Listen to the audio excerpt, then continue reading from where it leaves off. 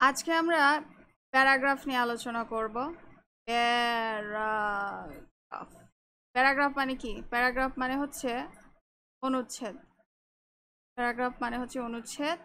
Paragraph নিয়ে আলোচনা করব। মূল কথা হইতেছে, সব থেকে বড় কথা যে প্যারাগ্রাফ লেখা আছে প্যারা, কিন্তু আসলে প্যারা করা যায় না প্যারাগ্রাফে। কখনো এভাবে লেখা যায় না যে লিখলা, এই যে আমি যেভাবে লিখছি আর কি, এই জিনিসটা কখনো করতে যাইবা না। এটা আমি আসলে তোমাদেরকে বোঝানোর জন্য করছি, যে এখানে আসলে ডেফিনেশন, জেনারেল আইডিয়া এগুলো হচ্ছে আমি বোঝানোর জন্য। এটা পরবর্তীতে তোমরা কখনো প্যারাগ্রাফে যে যে সুন্দর করে লিখতেছো, সুন্দর করে লিখতেছো আবার প্যারা করতে যাও না। প্যারা করলে সমস্যা, স্যার মার্ক দিবে না। প্যারা প্যারা করতে যাবে না, প্যারাগ্রাফে প্যারা হয় না। আরেকটা প্যারাগ্রাফের যে মূল জিনিস সেটা হচ্ছে যে প্যারাগ্রাফে মানুষ মনে করে যে প্যারাগ্রাফে 15 মার্ক আছে। প্যারাগ্রাফে কত মার্ক আছে? 15 মার্ক আছে। কেউ 15 মার্ক দেখা কেউ 4 অথবা 5 পৃষ্ঠা লিখতে যাও না। এটা কখনোই করতে যাইবা না। 4 অথবা 5 পৃষ্ঠা লিখতে যাইবা না। প্যারাগ্রাফের জন্য 2 পেজ এনাফ। কেউ 1.5 পেজও লিখতে পারো, ঠিক আছে, কিন্তু এর বেশি লিখতে যাও না, কারণ প্যারাগ্রাফে এত বেশি কিছু লেখা নাই। প্যারাগ্রাফে আরেকটা জিনিস যেটা সবাই ভুলভাল করে, সেটা হচ্ছে যে প্যারাগ্রাফ সাধারণত 220 থেকে 250 ওয়ার্ডের হওয়া উচিত। কেউ 180 লিখলেও সমস্যা নাই। এই যে 250-এর বেশি বাড়তে লিখতে যাইবা না। এখন তুমি কি গুনবা? পরীক্ষার ভেতরে গুনবা না। পরীক্ষার ভেতরে গুনাগুনি করা যাবে না। এটা দেখলে বোঝা যায় যে আসলে তুমি কত পাইছো, মানে কত লিখছো, এটা দেখলে বোঝা যায়। আর আরেকটা ভেরি ইম্পর্টেন্ট জিনিস, যে প্যারাগ্রাফে তুমি অবশ্যই হাতে 30 থেকে 40 মিনিট সময় বরাদ্দ রাখবা, নাহলে আইডিয়া পাবা না। প্যারাগ্রাফে হজবরলে লিখলে স্যার মার্ক দেয় না। যারা মনে করো যে প্যারাগ্রাফে আমি লিখেই যাব, স্যার তোমাকে 9 দিবেই, স্যার তোমাকে 10 দিবে, এত লিখছি আমি, স্যার তোমাকে 11 দিবে, এই জিনিসটা হয় না, স্যার দেয় না। হ্যাঁ, যদি করা স্যারের কাছে খাতা যায় তাহলে তো গেছো, তোমরা মারা খাবা। তোমাদেরকে বেশি লিখতে হবে না, যেটা ইম্পর্টেন্ট ততটুকুই লিখবা, অনেক মার্ক পাইবা। কিন্তু আমি বলবো যে প্যারাগ্রাফে তোমরা মিনিমাম 35 থেকে 40 মিনিট সময় রাখবা হাতে, অবশ্যই রাখবা। এর কম রাখবা না, কারণ কি, যে তোমাদেরকে লিখতে হবে, একটা আইডিয়া তো মাথাতে নিয়ে আনতে হবে, তাই না? লিখলেই তো হবে না, আইডিয়া অনুসারে লিখতে হবে। এবার আসি আমরা যদি রেইনি ডে, রেইনি ডে এখন তো রেইনি সিজন। এই রেইনি ডে তো বুঝতেছো, এই রেইনি ডে আসার মতো অবস্থা আছে, যে কোনো একটা বোর্ডে এই রেইনি ডে আসবে। রেইনি ডে তুমি যখন লিখবা, তো তুমি কি লিখে দিবা যে a rainy day is a beautiful day, every year rainy day comes, এইভাবে লিখবা? এভাবে লিখলে হবে না। তোমাকে ডেফিনেশন বা একটা জেনারেল আইডিয়া দিতে হবে প্রথমে। প্যারাগ্রাফের মূল জিনিসটা হচ্ছে তুমি প্রথমে জেনারেল আইডিয়া দিয়ে শুরু করবা, যে আসলে প্যারাগ্রাফটা আসলে কি, ওই যেই বিষয়টা আছে সেই জিনিসটা কি, ডেফিনেশন অথবা জেনারেল আইডিয়া। এখানে তুমি লিখবা যে এ রেইনি ডে আসলে এটা কি। A rainy day is a day.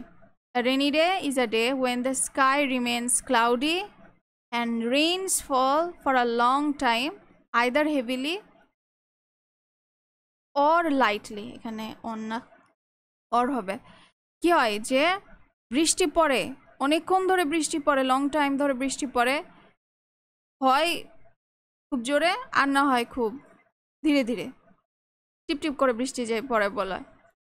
তারপরে in Bangladesh the rainy season usually begins in June. তুমি অবশ্যই লিখে দিবা যে রেইনি, এই যে সিজনটা আসে, আসলে আমাদের রেইনি সিজনেই রেইন হয়, তাছাড়া তো হওয়ার সম্ভাবনা নয়। In June and continuous until September পর্যন্ত সাধারণত চলে। People experience both happiness and hardship. কি, তারা প্রচুর কঠিন পরিস্থিতির সম্মুখীন হয়, সবাই না, যারা সাধারণত গরিব during rainy days in this season. এটা গেল, জেনারেল আইডিয়া গেল। এবার আসি rainy day scenes in Bangladesh. তুমি রেইনি ডে লিখবা আর সিন লিখবা না যে আসলে রেইনি ডেতে আমরা কি ধরনের চিত্র দেখতে পাই, দৃশ্য দেখতে পাই, এটা লিখবা না। এটা তো হবে না, মার্ক দিবে না না লিখলে। On a rainy day the sky turns dark, sky turns dark and grey from early morning. Rainy ডেতে কি হয় যে আকাশ কালো হয়ে যায়, পুরো সকাল মানে ভোর থেকে মনে হয় যে আকাশ কালো হয়ে আছে, আসলে সকাল হয়েছে না আবার রাত থেকে রাত যাচ্ছে বোঝা যায় না। The road gets muddy and full of water. People use umbrellas, raincoats, polythene sheets to stay dry. নিজেকে শুষ্ক রাখার জন্য কি করে মানুষ? পলিথিন ব্যবহার করে, রেইনকোট ব্যবহার করে, আমব্রেলা, এগুলো লিখবা। Traffic becomes terrible with waters blocking streets.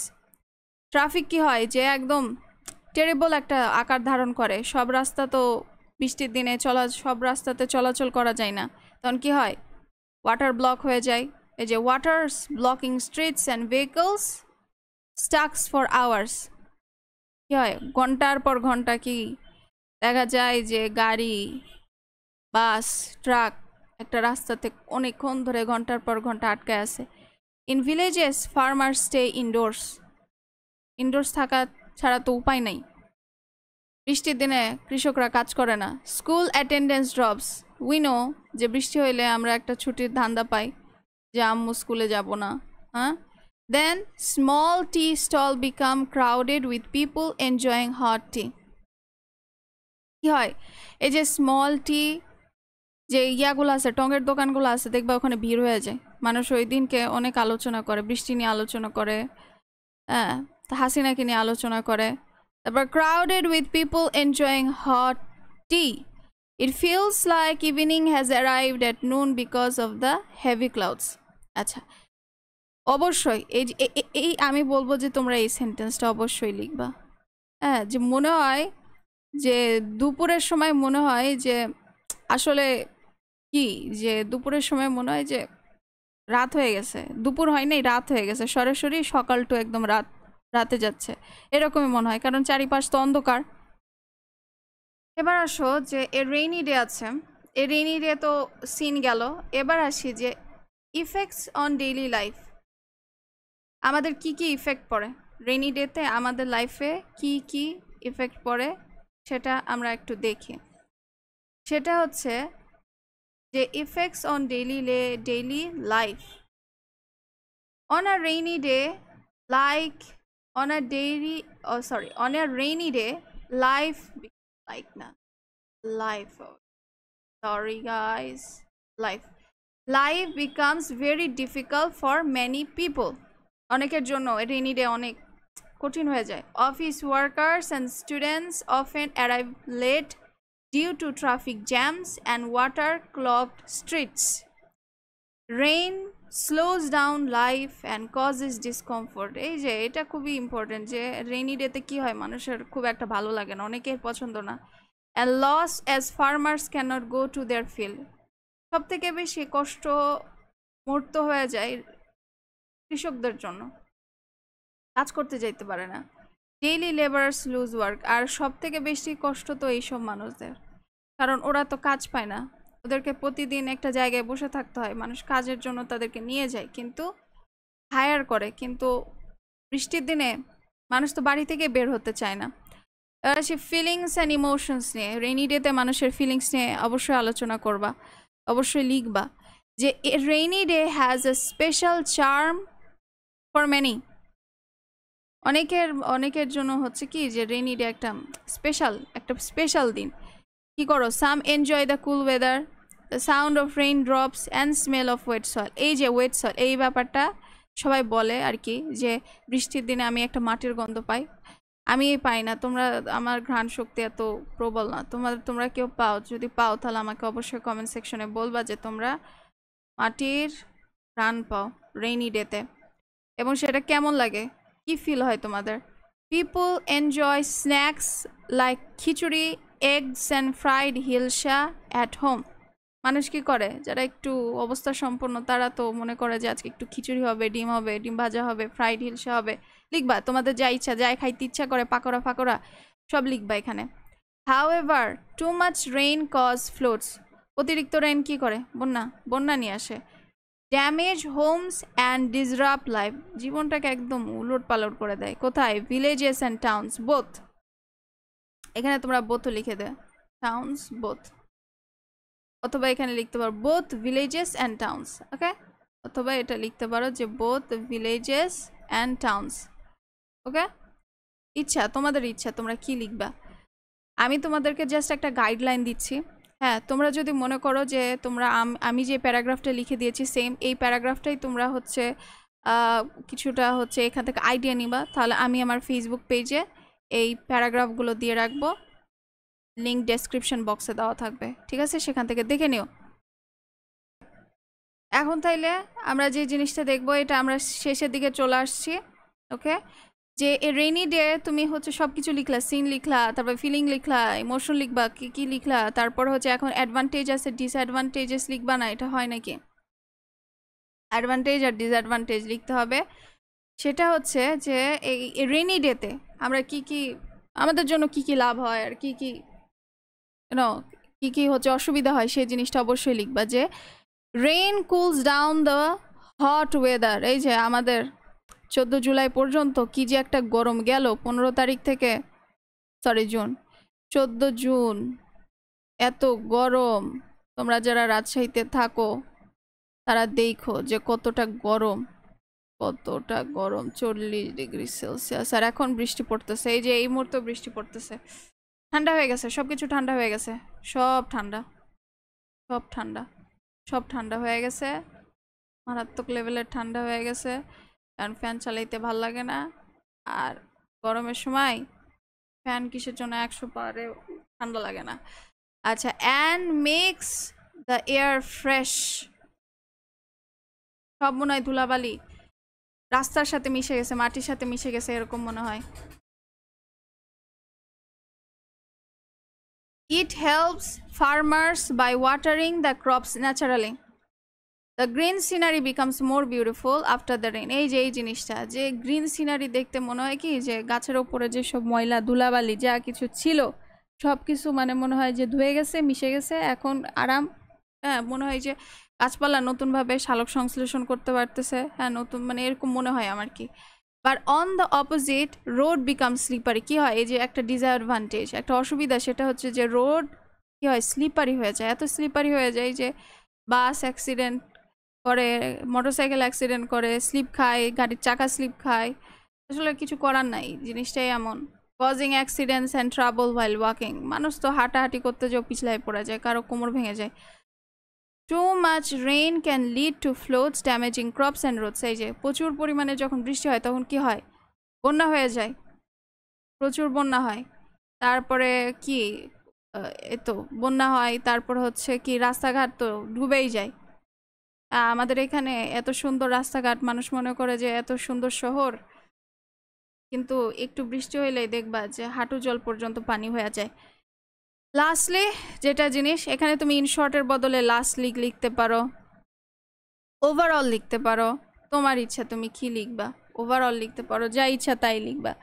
হ্যাঁ, মানে একটু অল ইন অল লিখতে পারো, তারপর টু সাম আপ, এই ধরনের কথাগুলো লিখতে পারো। একটু এই ধরনের ফ্রেজগুলো ব্যবহার করবা, ঠিক আছে? এই ফ্রেজগুলো তুমি যদি ব্যবহার করো তাহলে কিন্তু ভালো হয়, স্যারের এগুলোতে দৃষ্টি আকর্ষণ হয়। স্যার কিন্তু খাতা দেখার সময় তোমার খাতা পুরো পড়বে না, ঠিক আছে? জায়গা জায়গা মতন চোখ দিবে, তুমি জায়গা জায়গা মতন চোখ দাও, জায়গাগুলোতে হচ্ছে একটু মানে ভালো ভালো সেন্টেন্স মেরে দিয়ে আসবা। In short, rainy day is both beautiful and challenging, কি হয় যে রেইনি ডে সাধারণত খুব বিউটিফুলও হয় আবার কি চ্যালেঞ্জিং হয়। While it brings comfort and green scenery, it also reminds us of nature's power. এটা কি যে আমরা কমফোর্ট পাচ্ছি, হ্যাঁ, গ্রিনও দেখতে পাইতেছি, কিন্তু আমাদেরকে একটা জিনিস খুব সুন্দরভাবে পরিচয় করায় দেয়, মনে করায় দেয়, সেটা হচ্ছে যে প্রকৃতির একটা আলাদাই শক্তি আছে। প্রকৃতি ভয়ঙ্কর, প্রকৃতি ভয়ঙ্কর। In a country like Bangladesh, it is a part of our daily life and culture.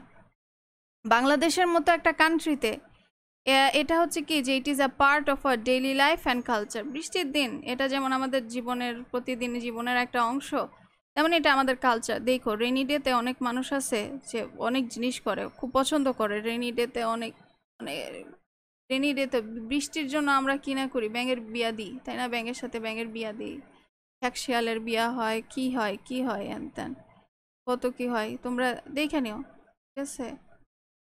এটাও লিখতে পারো যে বৃষ্টির দিন আসার আগে। তারপরে আরেকটা জিনিস যে a rainy day you enjoyed, আর রেইনি ডে ইউ এনজয়েড এটার সাথে আর এই রেইনি ডে অনেকটা মিল আছে, কিন্তু সেই জায়গাতে তুমি কি ফিল করতেছো, তুমি কি আসলে অনুভব করো রেইনি ডেতে, সেই সব জিনিস লিখবা।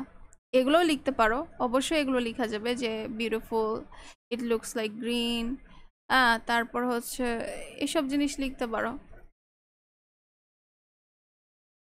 যে জিনিসটা আমরা এখন শিখবো সেটা হইতেছে যে what is Dhaka metro rail. এখন আমরা ঢাকা মেট্রো রেল নিয়ে পড়বো। Dhaka metro rail, Dhaka metro রেলতেই তো কয়দিন করছে। আচ্ছা, Dhaka metro rail, Dhaka metro rail আসার মতো একটা প্যারাগ্রাফ। এই প্যারাগ্রাফ হচ্ছে আলোচনা করার আগে একটা কথা বলি যে আমি যখন ক্লাস 8 কি 9-এ ছিলাম তখন আমি আর আমার ফ্রেন্ড কম্পিউটার নিয়ে আমাদের একটা আসছিল, প্যারাগ্রাফ আসছিল। তো কম্পিউটার নিয়ে প্যারাগ্রাফ আসার পর আমার এই চিন্তা ছিল যে কম্পিউটার নিয়ে তো আমি পড়েই যাইনি, কি কি লিখবো। হ্যাঁ, কম্পিউটার সায়েন্স এরকম কিছু একটা নিয়ে আসছিল, কম্পিউটার সায়েন্স, কম্পিউটার নিয়ে না। তো আমরা কি করছি, 3 পৃষ্ঠা লিখছি, যা ইচ্ছা তাই লিখছি, 3 পৃষ্ঠাতে যা ইচ্ছা তাই, যাই মনে হয়েছে তাই লিখে দিছি। আরে মার্ক তো দিবেই, আমাদেরকে তো মার্ক দিবে। 15 মার্ক, 15 না 10 মার্ক ছিল, মেবি 10 কি 12 মার্ক ছিল, এরকম কিছু, 10 কি 12 মার্ক ছিল।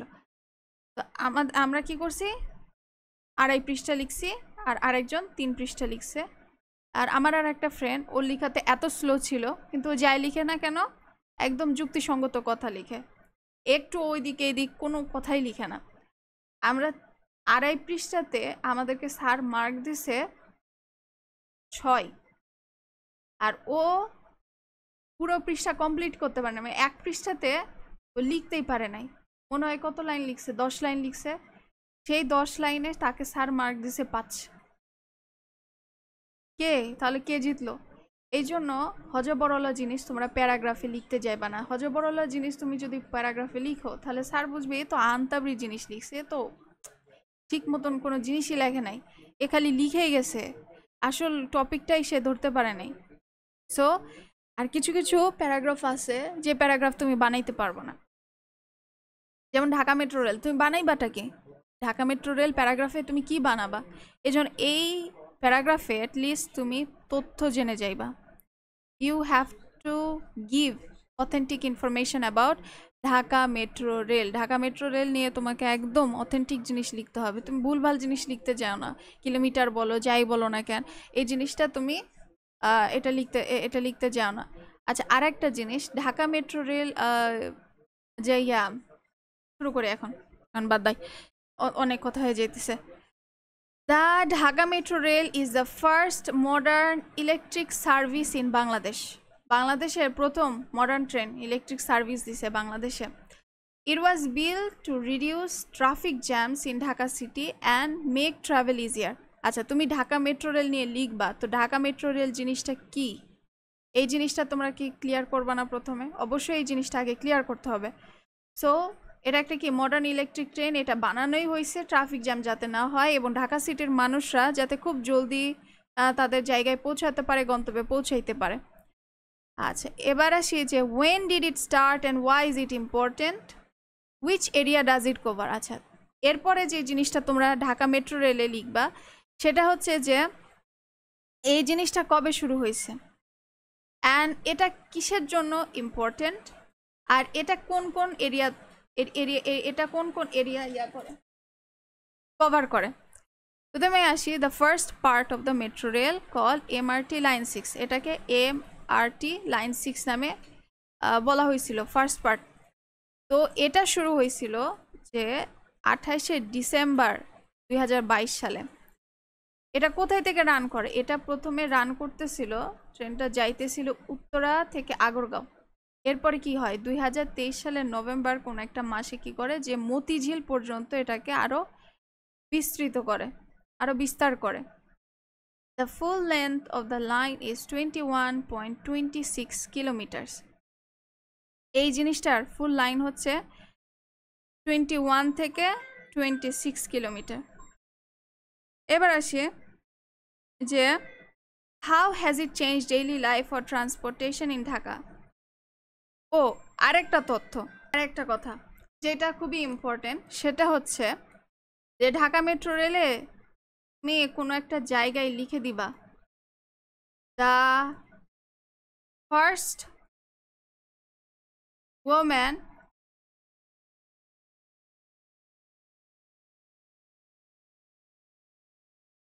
to operate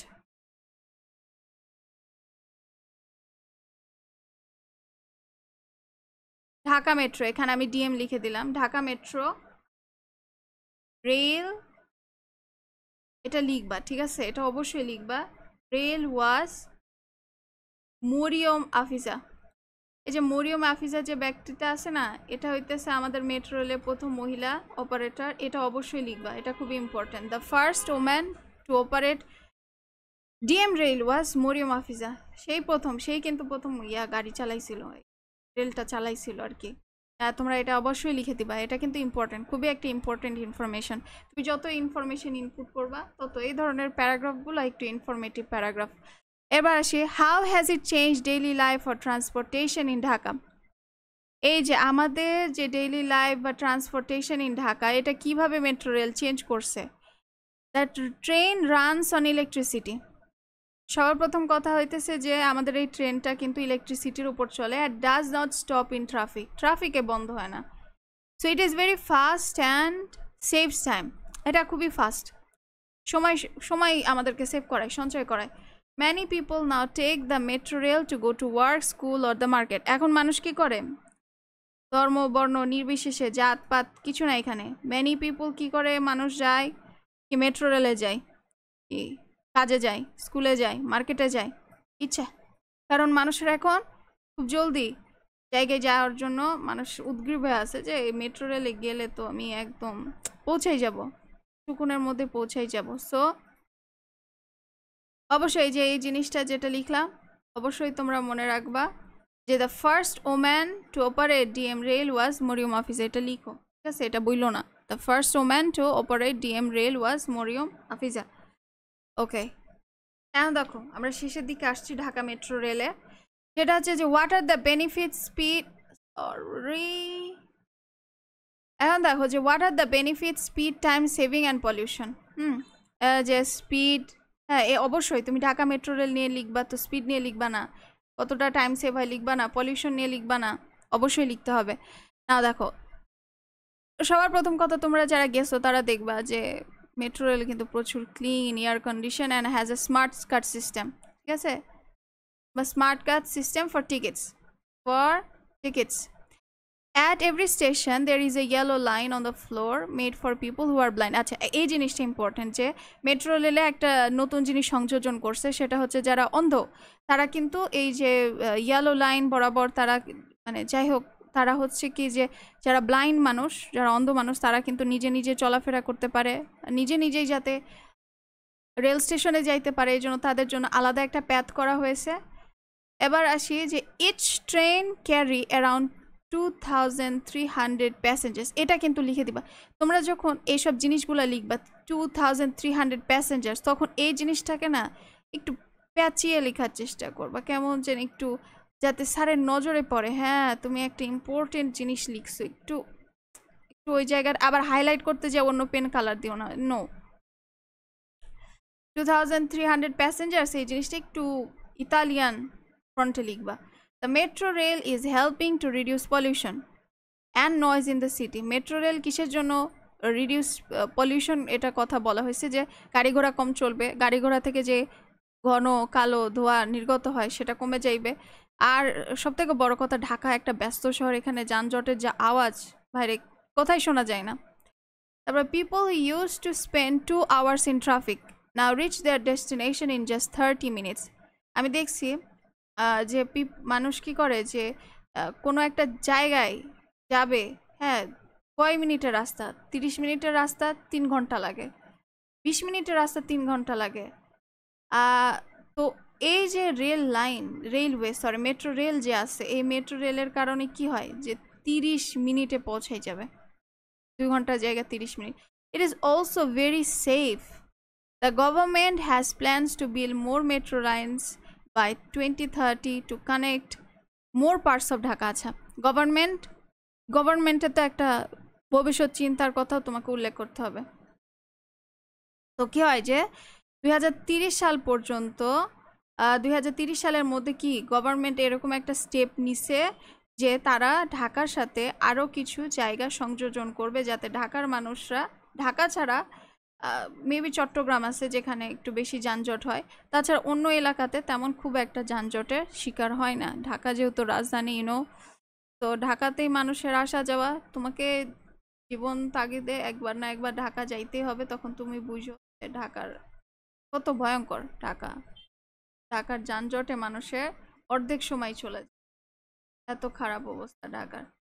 okay, then last, আর তোমার কিছু লেখা নাই, তুমি আর কিছু লিখতে যাও না, যত লিখতে যাবা তত বাস খাবা, কারণ এটাতে বেশি লেখার কিছু নাই। তবে তোমার যদি কোনো ইনফরমেশন মনে থাকে যে আমি এটা সংযোজন করব, সেটা তুমি ওই যে আগে যেটাতে আছে, যে আগে যে পার্টটাতে আছে সেখানে তোমরা সংযোজন করে দিও।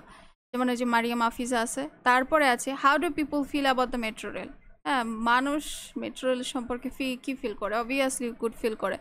Overall, the Dhaka Metro Rail is a big step toward modern transportation and a better future for the people of Bangladesh.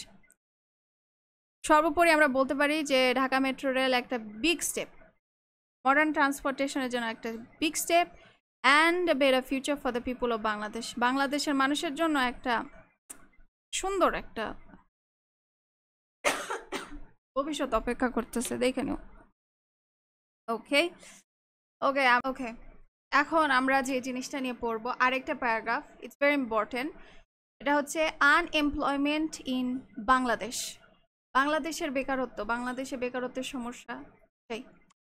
What, সবার প্রথমে যে জিনিসটা তোমরা উত্তর দিবা যখন প্যারাগ্রাফ লিখবা, তখন প্রথমেই দিবা যে এটার অর্থ কি, বা এটার মানে কি, বা এটার সংজ্ঞা কি। What is unemployment? আনএমপ্লয়মেন্ট কি? হ্যাঁ, তো আনএমপ্লয়মেন্ট অর্থ হচ্ছে means the unemployment means the condition where people who are able and willing to work do not get any job.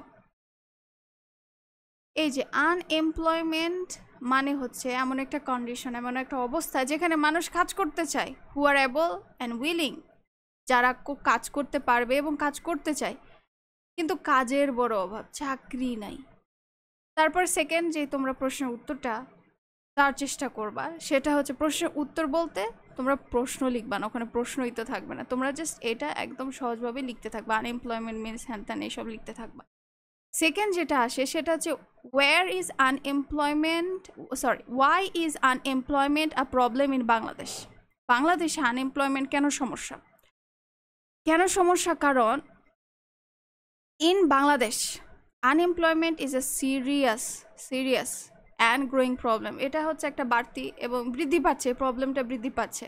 The country has a large population but not enough job opportunities. এত মানুষ, এত জনসংখ্যা, job কই থাকবে? Job নাই। তারপরে আরেকটা হইতেছে যে এরপরে তুমি যে প্রশ্নের উত্তরটা দিবা সেটা হচ্ছে যে জিনিসটা লিখবা আর কি, হু আর মোস্ট এফেক্টেড বাই ইট। এই যে বেকারত্ব, এটার মানে কে প্রভাবিত হইতেছে এটার দ্বারা।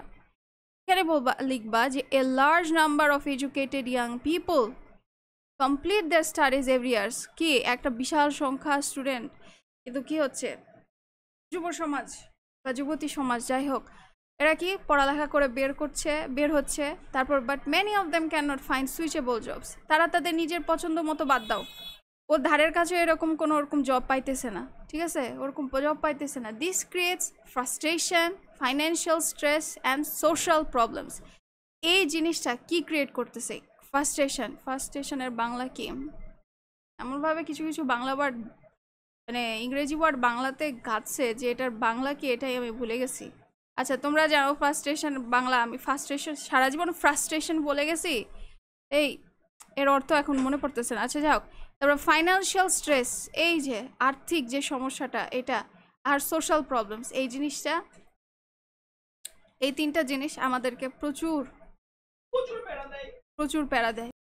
ওকে, এখন আসি যে তোমরা এরপরে কি লিখবা।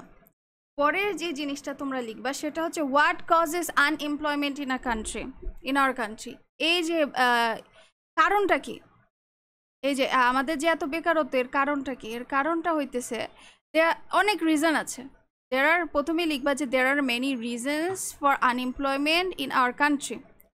একটা মেজর প্রবলেম, কয়েকটা মেজর প্রবলেম দেখাবা তোমাদের যদি মনে থাকে যে one major reason is over population, অতিরিক্ত জনসংখ্যা, এটা হইতেছে প্রথম প্রবলেম। তোমরা কেউ পয়েন্ট আকার এগুলো দিতে যাও না, প্যারাগ্রাফে এগুলো হচ্ছে মানে এগুলো লিখতে হয় না।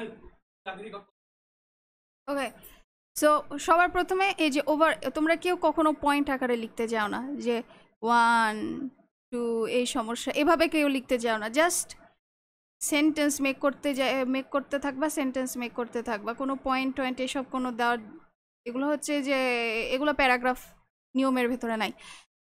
তারপরে লিখবা যে another reason is the gap between education and skills, যে এডুকেশন আর স্কিল আমরা দুইটাকে গোজামেল করে ফেলছি। কেউ এডুকেশন পারে তো স্কিল নাই, কেউ স্কিল আছে তো এডুকেশন নাই, কেউ কিছুই পারে না। দেন many students study for degrees but their learning does not match the needs of industries or companies. অনেকে অনেক ধরনের ডিগ্রি নেয় কিন্তু যেসব ইন্ডাস্ট্রি কোম্পানিজ যেসব ক্যাটাগরি আছে তাদের যে চাহিদা আছে সেগুলো তারা ফুলফিল করতে পারে না, মানে এই ডিগ্রি তো ওইসব ছিলই না। Lack of factories, poor planning and corruption also make the situation worse. কী হয়, ফ্যাক্টরি নাই, পরিবার পরিকল্পনা না, পরিবার পরিকল্পনা এখানে অনেক উন্নত। এটা হবে যে আমাদের যে পরিকল্পনা আছে, পরিকল্পনার যে অধিদপ্তর আছে এটা এত পরিমাণে পোর যে পরিকল্পনায় করা হয় কিন্তু বাস্তবায়ন করা হয় না, এই জন্য পোর প্ল্যানিং অ্যান্ড করাপশন, দুর্নীতি তো আছে, অলসো মেক দ্য সিচুয়েশন ওয়ার্স, এই জিনিসগুলোর সিচুয়েশনটাকে একদম খারাপ করে দেয়। দেন আসি what are the effects on people and society. এই যে বেকারত্ব, এটার ইফেক্টটা কি, আমাদের উপর কি প্রভাবটা পড়তেছে, সোসাইটির ওপরে, পিপলের ওপরে কি পড়তেছে, সেটা হচ্ছে unemployment affects people mentally and emotionally. Mentally যেমন একটা মানুষকে ভেঙে চুরে ফেলে দেয়, ইমোশনালি দুইভাবে মানুষকে ভেঙে চুরে ফেলে দিচ্ছে। ম্যানি ইয়ুথস লুজ হোপ, এই যে চাকরির পরীক্ষাতে 2-3টা চাকরির পরীক্ষা দিলে মানুষ বুঝতে পারে যে হোপ কি জিনিস, আশা নাই, ভরসা নাই। And confidence when they can not earn money, এই জিনিসটা লিখবা, এই লাইনটা লিখবা। Some get involved in crime or drugs, এখানে অর হবে, ভুল হয়ে গেছে, এখানে অর হবে, ও আর ওকে, অর হবে। Some get involved in crime or drugs, family suffer too. আচ্ছা দেখো, ফ্যামিলিস কিসের জন্য সাফার করে, বিকজ তারা আনএমপ্লয়েড থাকার কারণে তারা সাপোর্ট দিতে পারতেছে না। It also slows down the development of the country because human resources are wasted. এই জিনিসটা কি করে আমাদের উন্নতিকে একদম, এই যে আমাদের উন্নতি একদম উপর থেকে আরো নিচে নামতেছে, আরো নিচে নামতেছে। কেন নিচে নামতেছে? চাকরি নাই ভাই, চাকরি নাই, চাকরি নাই, এই যে আস্তে আস্তে নিচে নামে, আস্তে আস্তে, কারণ জনসংখ্যা বৃদ্ধি পাচ্ছে, জনসংখ্যা কমছে না। আচ্ছা এবার আসি যে what can the government or people do to reduce it. তুমি যখন প্রথমে যে কোনো প্যারাগ্রাফ লিখবো, প্রথমে সেটার সংজ্ঞা লিখবা, তারপরে সেটা সম্পর্কে একটু বিস্তারিত লিখবা, তারপরে এটার কারণ বা এটার ভালো দিক খারাপ দিক এসব আলোচনা করবা, তারপর সরকার সেই সম্পর্কে আসলে কী করতে পারে, অ্যান্ড লাস্ট তুমি কনক্লুশন দিয়ে দিলে। এবার আসি যে what can the government or people do to reduce it. এই যে আমাদের যে ইয়াটা আছে, বেকারত্ব আছে, এটা আমরা কিভাবে গুছাতে পারবো? To reduce unemployment the government, এখানে গভর্নমেন্ট দুইবার হয়ে গেছে, the government should create more industries. Invest in technical education, আমাদের টেকনিক্যাল এডুকেশনের উপর প্রচুর পরিমাণে শিক্ষা দেওয়া উচিত, কারণ এখন সব টেক নির্ভর। অ্যান্ড সাপোর্ট স্মল বিজনেসেস, এই যে কেউ যদি মনে করে আমি একটু ব্যবসা করব, সেটার জন্য একটা ফ্যাসিলিটি থাকা উচিত। Young people should also learn practical skills, not just academic knowledge. এই যে এই জিনিসটা খুবই ইম্পর্টেন্ট। মানুষ মনে করে যে দেখো, তোমরা দেখো যে হইতেছে যে সবাই পড়ালেখা করে ঠিকই, আমরা জব সলিউশনের মতো বড় বড় জিনিস মুখস্থ করি, কিন্তু আসলে আমরা যদি প্র্যাকটিক্যাল স্কিলে খুব বেশি দক্ষ হইতাম, যেমন চাইনারা দেখো প্র্যাকটিক্যাল স্কিলে কতটা দক্ষ, ছোট ছোট বাচ্চারাও মোবাইল তৈরি করতে পারে, আর আমরা রিলস বানাই, টিকটক বানাই, যাই হোক। তারপরে প্র্যাকটিক্যাল স্কিলসের খুব দরকার, এই জিনিসগুলো লিখবে, it's very important. Why solving unemployment is important for the future of Bangladesh, এটা কি লিখছি আমি? হ্যাঁ, ফিউচার হবে, future of Bangladesh, for the future of Bangladesh, for future of Bangladesh হবে, এটা আমি ভুল লিখছি। ওকে, to sum up, unemployment is a major obstacle in Bangladesh progress. যদি আমি এখন একসঙ্গে বলি যে আনএমপ্লয়মেন্ট একটা মেজর, বিশাল বড় একটা অবস্ট্যাকল, একটা মানে আমাদের বিশাল বড় একটা, আমাদের সামনে যে একটা বিপদ, বিশাল বড় বিপদ, দেওয়াল আর কি, আমাদের উন্নতির শিখরে একটা বড় দেওয়াল। Both the government and citizen, এটা শুধু গভর্নমেন্টেরই কাজ না, সিটিজেনেরও কাজ, যে এই বেকারত্বকে আমাদের ঘুচাতে হবে যদি আমরা আমাদের ভবিষ্যৎ আরো উজ্জ্বল করতে চাই, আরো বেশি শান্তিময় করতে চাই, তাহলে আমাদেরকে এমপ্লয়মেন্ট ঘুচাতে হবে। তো এই যে আনএমপ্লয়মেন্ট বাংলাদেশ প্যারাগ্রাফ এখানেই শেষ। হইতেছে যে গ্লোবাল ওয়ার্মিং নিয়ে পড়বে। গ্লোবাল ওয়ার্মিং, হ্যাঁ, এই জিনিসটা যে কত আসে, যেটা সেটা এসএসসি হোক, এইচএসসি হোক, স্কুল হোক, কলেজ হোক, সব জায়গাতে মনে হইতেছে global warming, global warming, global warming. হ্যাঁ, এই জিনিসটা এত গুরুত্বপূর্ণ, কারণ কি এই জিনিসটা এমনভাবে রাইজ হইতেছে পুরো বিশ্বে যে বলার মতো না। Global warming, global warming, global warming. আচ্ছা, আমরা যখন প্যারাগ্রাফটা লিখবো, আমি সবার প্রথমে বলছি যে সবার প্রথমে ক্লিয়ার করতে হবে যে গ্লোবাল ওয়ার্মিং জিনিসটা কি। Global warming means the rise in the earth's average temperature due to the increase of green house gases. আচ্ছা, গ্রিন হাউস গ্যাসের বৃদ্ধির কারণে এই যে গ্যাস সমষ্টিগুলো আছে, এগুলো যখন বৃদ্ধি হয়ে যায়, তখন আমাদের পৃথিবীর যে অ্যাভারেজ মানে গড় তাপমাত্রা আছে, এটা কি হয়, দিনকে দিন বাড়তে থাকে। এটাই হইতেছে গ্লোবাল ওয়ার্মিংয়ের মূল সংজ্ঞা। এরপর লিখে দিবা যে it is one of the most serious problems in the world today. আমাদের পৃথিবীতে এই সময়ে এটা সব থেকে বিরাট সমস্যা, মানে বিরাট মানে বড় বড় সমস্যা। এবার আসি যে তোমাকে এখন বলতে হবে যে এই যে আমরা গ্লোবাল ওয়ার্মিং পড়লাম, এখন এরপরে তুমি যে জিনিসটা, যে বিষয়টি ক্লিয়ার করবা টিচারদেরকে, যে গ্লোবাল ওয়ার্মিং জিনিসটা ঘটে কেন, ঠিক আছে, এই জিনিসটা কেনই বা ঘটে। The main cause of global warming is the high level of carbon dioxide, high লেভেলের carbon dioxide and other harmful gases in the air. এটার কারণ কি? কারণ হইতেছে গাছপালা কমে যাচ্ছে, পরিবেশে প্রচুর পরিমাণে এমন এমন জিনিসপাতি ব্যবহার হচ্ছে, যার কারণে কার্বন ডাইঅক্সাইডের পরিমাণ বেড়ে যাচ্ছে। কার্বন ডাইঅক্সাইডের মতো আরও কিছু বিষাক্ত গ্যাস রয়েছে, তোমরা সেগুলো দিয়ে দিবা, নাইট্রোজেন অক্সাইড দিয়ে দিবা, আরও কি কি অক্সাইড আছে বাইরে, ওগুলা আমি রসায়নে খুব কাঁচা ছিলাম, আমি এই স্বাভাবিক জিনিসগুলোই পারতাম না। কার্বন মনোঅক্সাইড বলো, সব কিছু এগুলো দিয়ে দিবা, কয়েকটা দিয়ে দিবা, ঠিক আছে, কার্বন মনোঅক্সাইড দিয়ে দিবা, এইসব ক্ষতিকর কিছু কিছু অক্সাইড আছে, সেগুলো দিয়ে দিবা। And other harmful gases in the air. এই জিনিসটা ছাড়া তোমার দেখবে না যে তুমি কতটা মানে এইসব জিনিসে, তবু যতগুলো দিয়ে রাখবা ততই বেশি ভালো। হ্যাঁ, কারণ এগুলো হইতেছে একটু ইনফরমেটিভ, তো একটু ইনফরমেশন দেওয়ার চেষ্টা করবা। গ্লোবাল ওয়ার্মিং খুব খারাপ, ঘুরায় পেঁচায় খালি লিখতেছো global warming is bad for world, is serious for world, is very dangerous for the world. একই সেন্টেন্স তুমি যদি বারবার লিখো, তাহলে কি আর তোমার মার্ক দেবে? বলো, দিবে না। তারপর আসি, this gases come from cars. কোথায় থেকে আসে? কার থেকে আসে? ফ্যাক্টরিজ, বার্নিং অফ কোল, এই যে কোল কোল বার্ন হইতেছে আর গ্যাস, বুঝতেছো? অ্যান্ড কাটিং ডাউন ট্রিজ, অবশ্যই তুমি যত গাছ কাটবা, থ্যাঙ্কস টু ইউ, গাছ যত কাটবা তত কি হবে, অবস্থা খারাপ হবে। নেক্সট যেটা আছে সেটা হচ্ছে যে how does it affect Bangladesh and the world. তুমি যেহেতু বাংলাদেশের স্টুডেন্ট, এইচএসসি পরীক্ষা বাংলাদেশে হয়, বাংলাদেশ সম্পর্কে তুমি কেন লিখবা না বলো? As the earth gets warmer, the ice in the polar regions melts and the sea level rises. আচ্ছা দেখো কেন sea level, যে আমাদের যে আটলান্টিক মহাসাগর আছে, কত বরফ আছে, কিন্তু সেগুলো কি আস্তে আস্তে গলে যাইতেছে? কেন গলে যাচ্ছে? গলে যাচ্ছে কারণ তাপমাত্রা বৃদ্ধি পাচ্ছে, আর তাপমাত্রা বৃদ্ধি পাচ্ছে গলে যাচ্ছে মানে কি? সি লেভেল, পানির পরিমাণ বেড়ে যাচ্ছে। For a low lying country like Bangladesh, আমাদের বাংলাদেশের মতো একটা নিচু সমতল একদম নিচু স্তরের যে একটা দেশ, একদম নিচু ভূমি, this is a very dangerous for Bangladesh. Many people May loose there Holmes.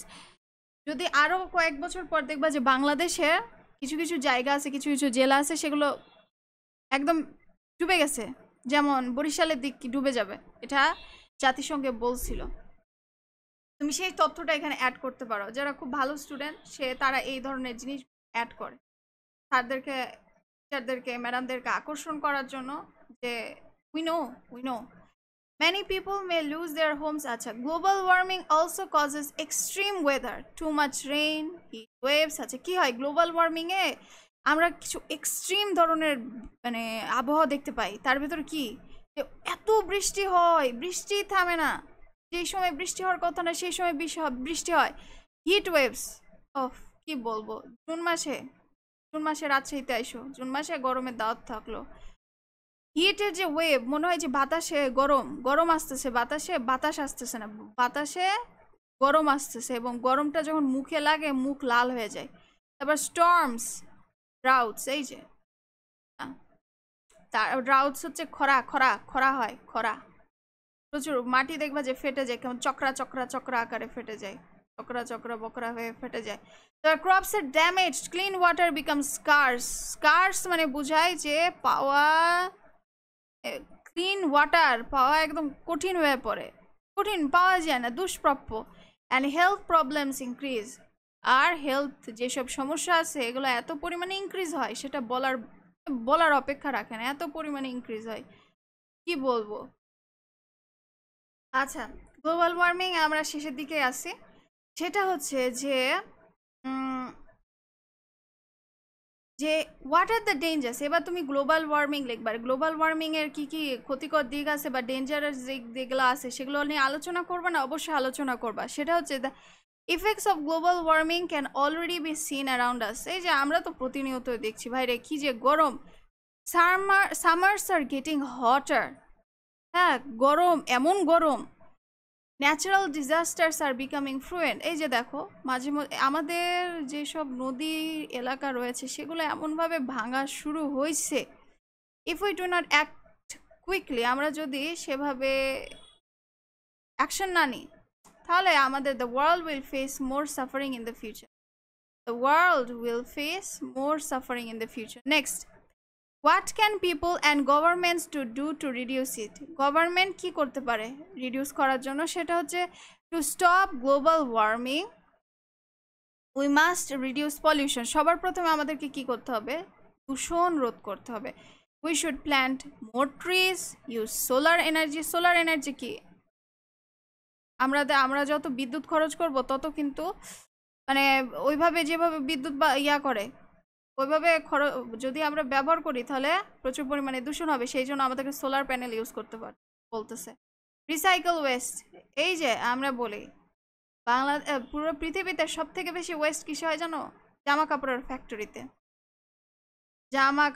ফ্যাক্টরিতে এত পরিমাণে ওয়েস্ট হয়, প্রচুর পরিমাণে ওয়েস্ট হয় জামা কাপড়ের ফ্যাক্টরিতে।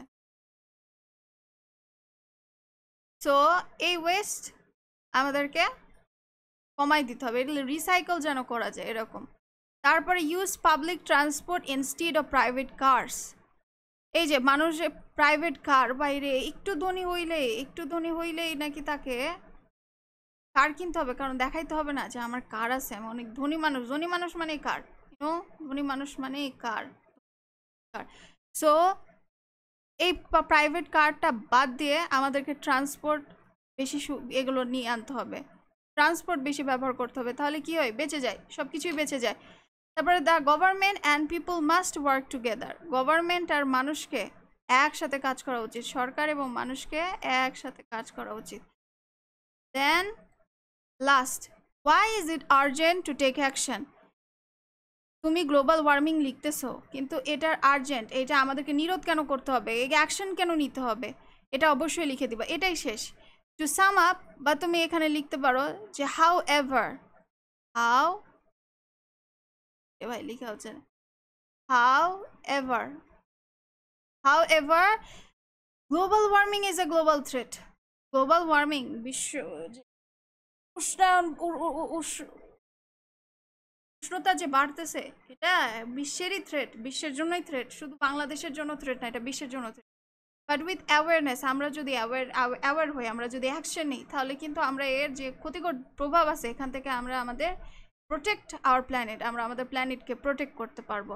এটাই আজকে হচ্ছে এখন যে প্যারাগ্রাফ নিয়ে আলোচনা করব সেটা হচ্ছে এনভায়রনমেন্টাল পলিউশন, এটাও খুবই গুরুত্বপূর্ণ আসার মতো, ঠিক আছে। এখানে আমি বলি প্রথম প্যারাগ্রাফ কিন্তু কয়েকটা করতেই হবে তোমাদের, হোক হ্যাঁ 16টা মতো তোমাদেরকে করতে হবে, এর ভেতরে আসবে এইগুলা থেকেই তোমাকে আইডিয়া নিতে হবে। অনেক সময় আসে কি যে আমরা যতই বলি যে এইখান থেকে আসবে, বাংলাদেশে 11টা বোর্ড আছে, শিক্ষা বোর্ড আছে, শিক্ষা বোর্ড 11টা থেকে 11টা বোর্ডই কি কমন পাবে এরকম না, সবাই বলে তাই, যেখানে 95% কমন পাবা 100% কমন পাবে, এগুলো সবসময় হয় না, এটা হইতেছে যে আমরা বলি তাই 100% তোমাকে, এই যে 2টা বছর গেছে, 2টা বছর যে গেছে এইচএসসি, আমরা কিন্তু অনেকগুলা প্যারাগ্রাফ পড়ছি, সেই ক্লাস 10-9 থেকে আমরা কিন্তু ভালো মতন প্যারাগ্রাফ পড়তেছি, এগুলো হইতেছে যে তোমাকে পড়ে পড়ে আইডিয়া নিতে হবে, যে আইডিয়া নিয়ে নাও আর তুমি এতদিনে নিয়ে নিছো, ঠিক আছে, এখন শুধু ঝালাই করার, একটু জাস্ট দেখে যাইবা, দ্যাটস ইট। এখন তুমি নতুন কোনো জিনিস ব্রেনে ইনপুট করে সেটা বেশিক্ষণ রাখতে পারবা না, ব্রেনে কোনো জিনিস ইনপুট করতে হলে ব্রেনকে সেটা বারবার জানান দিতে হয় যে আমি এই জিনিসটা আমার মাথার ভেতরে ঢুকাবো, তুমি প্লিজ এটাকে সেভ করে রাখো, ব্রেন সহজে কোনো জিনিস সেভ করতে চায় না। তো তোমরা নতুন করে কোনো প্যারাগ্রাফ পড়তে যাও না, ঠিক আছে, যে পড়ো নাই মানে জীবনে পড়ছো কিন্তু কিছু কিছু প্যারাগ্রাফ আছে না জীবনেও পড়ো নাই, সেসব প্যারাগ্রাফগুলো পড়তে যাও না, এই মুহূর্তে পড়তে যাও না, এই মুহূর্তে পড়তে গেলে জাস্ট পড়াই হবে, মনে থাকবে না। আচ্ছা, তো আমরা আসি এনভায়রনমেন্টাল পলিউশন নিয়ে। এনভায়রনমেন্টাল পলিউশনটা কি, এটা আগে তো আমাদেরকে লিখতে হবে, তাই না। Environmental pollution means making the natural environment dirty and harmful to living beings, এই যে আমাদের লিভিং বিংসের জন্য এনভায়রনমেন্টাল পলিউশন একটা হুমকি স্বরূপ, এবং ন্যাচারাল যে এনভায়রনমেন্ট আছে সেটার জন্য তো মাশাআল্লাহ ভয়ানক। It happens when harmful things like smoke, plastic, garbage, chemical mix with air, water and soil. কি এটা হার্মফুল কেন, মানে এই যে ধোঁয়া আছে, প্লাস্টিক আছে, গার্বেজ আছে, কেমিক্যাল, এগুলো কি হয় বাতাস পানি মাটির সাথে মিশে আমাদের অবস্থাকে যাচ্ছে তাই করে ফেলে। Then come to what causes environmental pollution, কি কি কারণ এনভায়রনমেন্টাল পলিউশনটা হয়, অনেকগুলো কারণ, প্রথমেই লিখে দিবা there are many causes. Smoke from cars, factories pollutes the air, হইল, throwing garbage in river pollutes the water, তিনটা জিনিস খুব বেশি দূষিত হয়, সেটা হচ্ছে বায়ু, পানি এবং মাটি, এই তিনটা সম্পর্কেই লিখবা। Using plastic, cutting down trees and loud sounds from vehicles also damage the environment. Okay, গেল। তারপর আসি how does pollution affect people and nature, মানুষকে কিভাবে প্রভাবিত করে, মানুষকে কিভাবে এভাবে আমাদের জীবনকে ক্ষতি দিকে নিয়ে যায়, আমাদের মানুষকে এবং প্রকৃতিকে, সেটা হচ্ছে পলিউশন হার্মস হিউম্যান হেলথ। সর্বপ্রথমে আসে পলিউশন কি হয় আমাদের হিউম্যানের শরীরের জন্য খুবই খারাপ। Air pollution causes breathing problems, calf and even cancer হয়ে যায়, ক্যান্সার পর্যন্ত হয়ে যায় দূষণের কারণে, ঠিক আছে।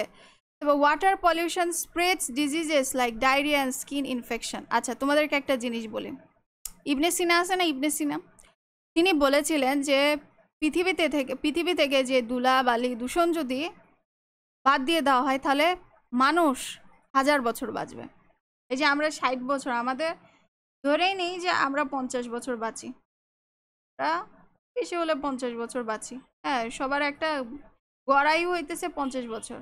এরপরে মানুষ চিন্তা করে যে কবে মরে যাব, কবে মরে যাব। অনেকের ক্ষেত্রে 60-এর পরে সাধারণত ভাবা যায় যে কয়েকদিন পরে মারা যাবে। এটাই একটা হচ্ছে গড় চিন্তা, যে এই বছর পর তার মৃত্যুর ডাক যে কোনো সময় আসতে পারে। যদিও যে কোনো সময় আসে, তবুও এটা গড়, বাংলাদেশের গড় অনুযায়ী মানুষ 60-এর পর বেশিরভাগ মানুষই মারা যায়।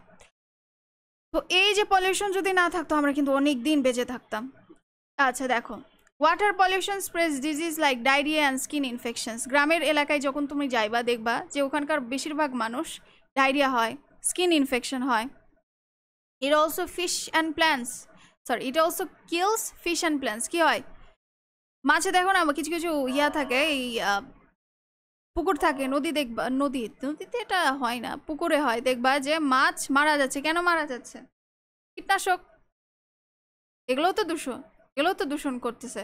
Soil pollution effects farming and food quality. এই যে ফার্মিং, আমাদের আগেকার সময়ে যে কোনো সবজি খাইতা তো আমাদেরকে কি রোগ প্রতিরোধ ক্ষমতা বাড়িয়ে দিত ফুড কোয়ালিটি, কিন্তু ফুডের এখন যা কোয়ালিটি, ফুড তো মানে আমাদেরকে রোগ প্রতিরোধ করার ক্ষমতা বৃদ্ধি করতেছে না আমাদের।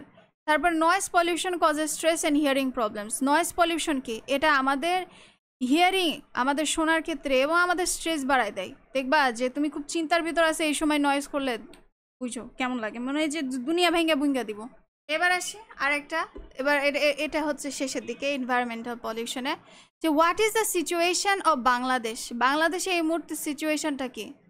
এই যে হইতেছে এনভায়রনমেন্ট পলিউশন হইতেছে, এটা সিচুয়েশনটা কি? অবস্থা খুব খারাপ, বিশেষ করে ঢাকার। দেখো লিখছি আমি, in Bangladesh pollution is a big problem, especially in cities of Dhaka, like Dhaka. The air quality is very poor due to traffic and unplanned factors. Oh my goodness, আমি যখন চাকরি পরীক্ষা দিতে গেছিলাম ঢাকাতে, আমি তো সাধারণত খুব একটা যাইনি, যেদিন থেকে যাওয়া শুরু করছি ঢাকাতে, আমি যখন পলিউশন দেখে আমার অবস্থা এই যে এরকম, এই মুখ ছিল এইরকম, মুখ এমন হয়ে গেছে। এইটা কি ভাই?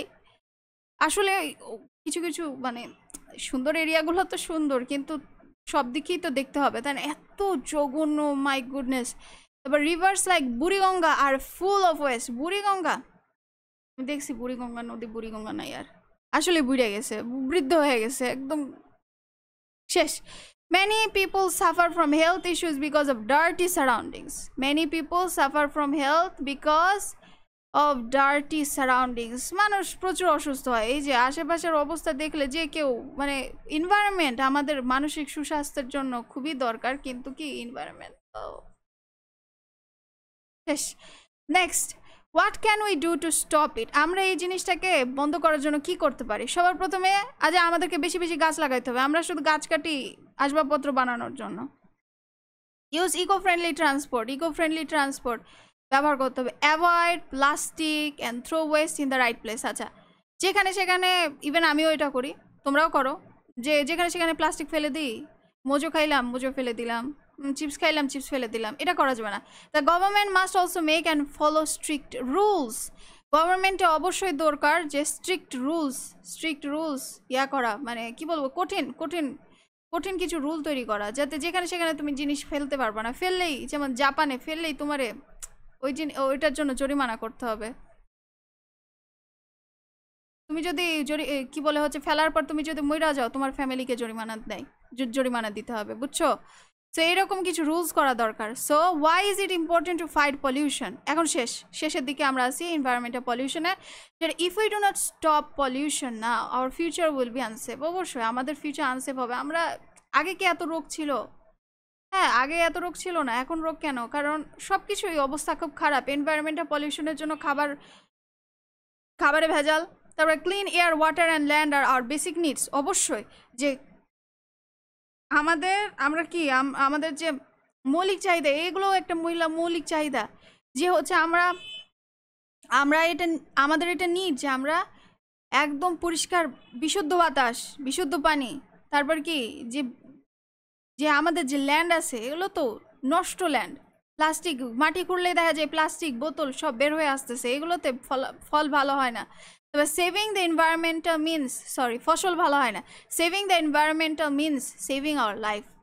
এনভায়রনমেন্টটা সেভ মানে নিজেকে কি, নিজের জীবনকে রক্ষা করা। তুমি যত নিজের এনভায়রনমেন্ট ঠিক রাখবা তুমি তত মানে সুস্থ থাকবা, তত বেশি সুস্থ থাকবা। আচ্ছা ঠিক আছে, তাহলে এনভায়রনমেন্টাল পলিউশন বলে যে traffic jam is a war situation, শেষ, আর কিছু না। তোমাকে ট্রাফিক জ্যাম হবে যে আসলে ট্রাফিক জ্যাম কি, এই জিনিসটা আগে ক্লিয়ার করবা, ঠিক আছে? যেমন এখানে আমি লিখছি, এ traffic jam is a situation where vehicles cannot move smoothly on the road and get stuck for a long time।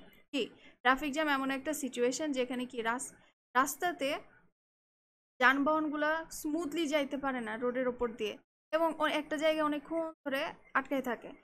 It often happens in busy সিটিজ। Traffic jam তো শহরে হয়, এই সরি গ্রামে হয় না, শহরেই হয়, বিজি সিটিসগুলোতে হয়। where too many cars, buses and rickshaws try to use the same road at the same, বুঝতে পারছো? এটা তো বোঝার। তারপরে আসি, why does traffic jam happen in Bangladesh. Traffic jam বাংলাদেশে কেন হয়? ট্রাফিক জ্যাম বাংলাদেশে হওয়ার একমাত্র কারণ কি? জনসংখ্যা বেশি, রাইট? জনসংখ্যার সাথে গাড়িও বেশি। যেমন ট্রাফিক জ্যামস আর very common in cities like Dhaka and Chattogram. Dhaka আর চট্টগ্রামে ট্রাফিক জ্যাম খুবই common. The main reasons are narrow roads, too many vehicles, poor traffic control and illegal parking. Illegal পার্কিংয়ের কারণে ট্রাফিক জ্যাম হয়ে থাকে। Unplanned urban urban unplanned urban growth and roadside markets also block the way। এই যে অপরিকল্পিতভাবে যখন নগরায়ণ ঘটে থাকে তখন কি হয়, যে রাস্তাঘাট, মার্কেট এমনভাবে হয় যে রাস্তায় ব্লক হয়ে যায়। Sometimes road repair work makes the problem worse. এই যে রাস্তাঘাটে দেখো না, যখন কাজ চলে তখন কোনো একটা রাস্তার উপর দিয়ে প্রচুর পরিমাণে প্রেশার যায়, তখন কি হয় যে সিচুয়েশন আরও ওয়ার্স হয়ে যায়। যেখানে যেই জায়গায় যাইতে 1 ঘন্টা লাগবে সেই জায়গায় পৌঁছাইতে আমাদের কতক্ষণ লাগে? সেই জায়গায় পৌঁছাইতে আমাদের 3 ঘন্টা লাগে, তারও বেশি লাগে, তাই না? তারও বেশি লাগে। ঢাকার মানুষরা এটা বেশি ভালো বলতে পারবে। তারপরে then, how does traffic jam affect daily life. এই যে ট্রাফিক জ্যাম আমাদের জীবনকে কিভাবে প্রভাবিত করে, এত বেশি খারাপ কেন করে? Traffic jam wastes people's valuable time. এই যে ভ্যালুয়েবল টাইমটা একদম নষ্ট করে দেয়। Students become late for school. স্টুডেন্টরা তো মানে লেট হয়। তারপর and office workers feel tired before even reaching work. এই যে মানে জায়গা মতো পৌঁছানোর না আগেই তারা একদম টায়ার্ড হয়ে যায়, যে মনে হইতেছে কী কাজ করে আসলাম। Ambulances and emergency vehicles get stuck. এই যে এই জিনিসটা অবশ্যই লিখবা, যে ট্রাফিক জ্যামে কারণে অ্যাম্বুলেন্স, তারপর ইমার্জেন্সি যেসব ভেহিকলগুলো আছে সেগুলো সঠিক সময় যাইতে পারে না, আটকাই থাকে, উইচ ইজ ভেরি ডেঞ্জারাস। এটা খুবই মারাত্মক, মানুষ মারা যায়, রোগী মারা যায়। Fuel is wasted. এই যে ট্রাফিক জ্যামে যে জিনিসটা আমরা খুব বেশি দেখি সেটা হচ্ছে যে গাড়ি চলতেছে, ঠিক আছে, গাড়িকে স্টার্ট দিয়ে রেখেছে, যার কারণে কি হয়, ফুয়েল শেষ হয়। যেটা আমাদের শুধু সময়কে নষ্ট করে না, সাথে টাকাও অপচয় করে। When cars wait for hours which also increases air pollution. এই জিনিসটাতে এয়ার যে পলিউট করে সেটা বলার মতো না, সেটা বলার অপেক্ষাও রাখে না, এত এত ভয়ানক। আচ্ছা, এবার আসি যে what are the long term effects of traffic jam. এই যে ট্রাফিক জ্যাম, এটার মানে কি বলবো, দূরবর্তী যে আমাদের ওপর প্রভাবটা আছে, দূর প্রভাব যেটা আছে সেটা সম্পর্কে বলবা। It increases stress and reduces productivity. Traffic জ্যামের কারণে মানুষের, আমি যে একটা ভালো চিন্তা নিয়ে বের হব বা ভালো একটা উদ্যোগ নিয়ে বের হব, ট্রাফিক জ্যামে আমার মনে হয় যারা পড়ে তারা আমার মনে হয় যে ওই জিনিসটা আর ভালো মতন করে আসতে পারে না, মনে হয় বাড়ি গেলেই ভালো, এরকম মনে হয়। Air becomes polluted because of black smoke from stuck vehicles. Noise pollution also increases. Overall damages people's health and weakens the economy. কি হয়, আমাদের যে অর্থনীতি আছে সেটাকে খুব বাজেভাবে প্রভাবিত করে। Then next, how can we reduce traffic jam? আমরা ট্রাফিক জ্যামকে কিভাবে রিডিউস করতে পারবো? এখানে ডাব্লু লিখতে ভুলে কিন্তু তো এখানে হবে W. How can we reduce traffic jam? We can reduce traffic jam by building more roads and flyovers. কি করতে পারি? ট্রাফিক জ্যাম মেট্রো রেল করতে হবে, তারপরে এই ধরনের, তারপরে পাবলিক ট্রান্সপোর্টের সুবিধা বাড়াইতে হবে। ঢাকার রাস্তায় যে চক্কর ঝক্কর গাড়ি, তো তারা দেখবে তারা মনে হবে যে হেঁটেই যায়। Controlling traffic with modern system, traffic jam control করা যাইতো, তাইলে তো ট্রাফিক জ্যাম কম হইতো। People should avoid using private cars for short distance. Yes, মানুষ দেখা যায় যে এই জায়গা থেকে ওই জায়গায় যাবে 1 কিলোমিটার রাস্তা, তাও নাকি গাড়ি বের করতে হবে। এই জিনিসটা করা বন্ধ করতে হবে। এবং সর্বশেষ, তোমরা কখনো কি করবা না যে প্যারাগ্রাফে লাস্টে কনক্লুশন, হ্যাঁ দেখতে পারো যে অল ইন অল, দেখতে পারো যে অল অল এই কথাটা লিখবা, ঠিক আছে? বাট তুমি লিখতে পারো to sum up, traffic jam is a serious problem in Bangladesh. It needs proper planning, awareness and strict action to keep our cities moving and liable. হ্যাঁ, এখন কি আমাদেরকে একটা পরিকল্পনা করতে হবে, তারপরে হচ্ছে আমাদেরকে অ্যাওয়্যার হতে হবে, সচেতন হতে হবে এবং স্ট্রিক্ট অ্যাকশন নিতে হবে। ট্রাফিক জ্যাম হওয়া যাবে না। ট্রাফিক জ্যামে ট্রাফিক পুলিশদেরকে কাজ করতে হবে। তারপরে এটাতে কি হবে যে সিটিসগুলোতে যাতায়াত ব্যবস্থা ভালো হবে এবং মানুষ নিজের জীবনকে সুন্দর করতে হবে। ট্রাফিক জ্যামে প্রচুর পরিমাণে মূল্যবান সময় নষ্ট হয়, টাকা নষ্ট হয়। আচ্ছা, তাহলে ট্রাফিক জ্যাম শেষ হইলো। Okay, next one is the importance of learning English. এটা একটা প্যারাগ্রাফ, এটা দেখবা যে খুব আসে, বিভিন্ন বোর্ডে খুব আসছে। Why is English important today? English এখন এত ইম্পর্টেন্ট কেন? ইংলিশ ইজ অ্যান ইন্টারন্যাশনাল, সবার প্রথমে এটাই লিখবা যে ইংলিশ কি ধরনের language? English is an international language. An international language, it is used all over the world for communication. কেন দরকার? কারণ কি যে তোমাকে তো আগে বুঝাইতে হবে, যেহেতু বলছি ইম্পর্টেন্স অফ লার্নিং ইংলিশ নিয়ে তুমি একটা প্যারাগ্রাফ লিখো, তাহলে তোমাকে বলতে হবে যে এটা কেন ইম্পর্টেন্ট। কারণ এটা পুরো ওয়ার্ল্ডে ব্যবহার করা হয়, হ্যাঁ, এডুকেশনের ক্ষেত্রে ব্যবহার করা হয়, বিজনেসের ক্ষেত্রে ব্যবহার করা হয়, টেকনোলজির ক্ষেত্রে ব্যবহার করা হয়। People from different countries use English to talk to each other. মানুষ, বিভিন্ন দেশের মানুষ এই ইংলিশ ব্যবহার করে কারণ এটা একটা কমন ল্যাঙ্গুয়েজ, সবাই পারে। আচ্ছা, then next one, that why should people in Bangladesh learn English? মানুষ, বাংলাদেশের মানুষের কিসের জন্য ইংলিশ জানা দরকার? ওকে, তো প্রথমে লিখবা যে in Bangladesh English is important for both students and workers. বাংলাদেশে ইংলিশ এমন একটা গুরুত্বপূর্ণ তাদের জন্য, স্টুডেন্টদের জন্য এবং যারা ওয়ার্কার তাদের জন্য। Most text books in higher education are written in English. এই যে তুমি যখন অনার্সে যাইবা, অনার্স এমবিবিএস যাই হোক, যে কোনো পর্যায়ে যখন একটা হায়ার লেভেল এডুকেশনের ভেতরে যখন ঢোকা হয়, তখন দেখবা যে সব জিনিসই ইংলিশে, এটা জানা খুব জরুরি। তারপরে people who want to work in banks, yes, airlines, embassies আর ফরেন কোম্পানিজ, ইংলিশ জানতে হবে, ইংলিশ না ছাড়া হবে না। দেন যেটা আসে, how does English help in education? English আমাদের এডুকেশনে কেন কিভাবে সাহায্য করে? তো এটা বলা যায় যে English help students read international books, research articles and website. তুমি যতই রিসার্চ পেপার দেখো না কেন, সেগুলো বাংলাতে হয় না, সেগুলো কিসে হয়? সেগুলো হয় ইংরেজিতে। So that's why it's important to learn English. It also helps them to do well in exams like IELTS. Yes, IELTS তো বিদেশে যাওয়ার জন্য, which are needed for studying abroad. তুমি বিদেশে গেলে বাংলাতে তো লেখা পাইবা না, তাই না? Good English skills also help in higher studies and career growth. Good English আমাদেরকে হায়ার যেমন স্টাডিজে হেল্প করে, তেমনি আমাদের ক্যারিয়ারকেও। ইংলিশের উপরে কত ভিডিও, মাই গড, ইংলিশের ওপরে মারাত্মক লেভেলের ভিডিও, যেখানে খালি লিখতে হবে যে ইংলিশ গ্রামার দিয়ে খালি সার্চ করতে হবে কি রেখা কি ভিডিও, কি রেখা কোনটা রেখা, এটাই মাথা এরকম ঘুরবে। আচ্ছা, এবার আসি, দেখো যে how does English help in daily life and work. এই যে আমাদের কি ইংলিশ যে আমরা যে ইংলিশ লিখি, আমরা যে পড়ি, ইংলিশ আমাদেরকে কি কি কাজে সাহায্য করতে পারে। English is needed in writing emails, using computers and understanding international news. এই যে ইন্টারন্যাশনাল নিউজ, পুরো খবর পড়তে চাও, অবশ্যই তুমি যদি অথেন্টিক খবর পড়তে চাও তাহলে তোমাকে জানতেই হবে। Tour guides, hotel workers and business people use English everyday. Yes, অবশ্যই। Speaking English well gives people more confidence in public. Okay, তারপরে দেখো, what happens if we don't learn English. অবশ্যই তুমি যদি ইংলিশ ইম্পর্টেন্স সম্পর্কে একটা প্যারাগ্রাফ লিখতেছো, অবশ্যই এটা না শিখলে কি হবে এটাও তুমি উল্লেখ করে দিবা, ঠিক আছে।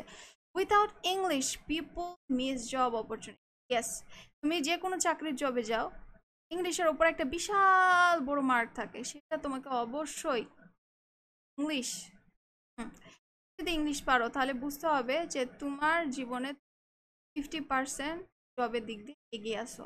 স্ট্রাগল ইন হায়ার স্টাডিজ, যারা জানে না তাদের হায়ার স্টাডিজে প্রচুর ঝামেলা হয়। And can not take part in global communication. Yes, মানুষের সাথে যোগাযোগ করতে পারে না। In today's world not knowing English is a big disadvantages. তুমি আজকের যুগে যদি তুমি ইংলিশ না পারো তাহলে বুঝতে হবে এটা হচ্ছে তোমার জন্য বড় দুঃসংবাদ।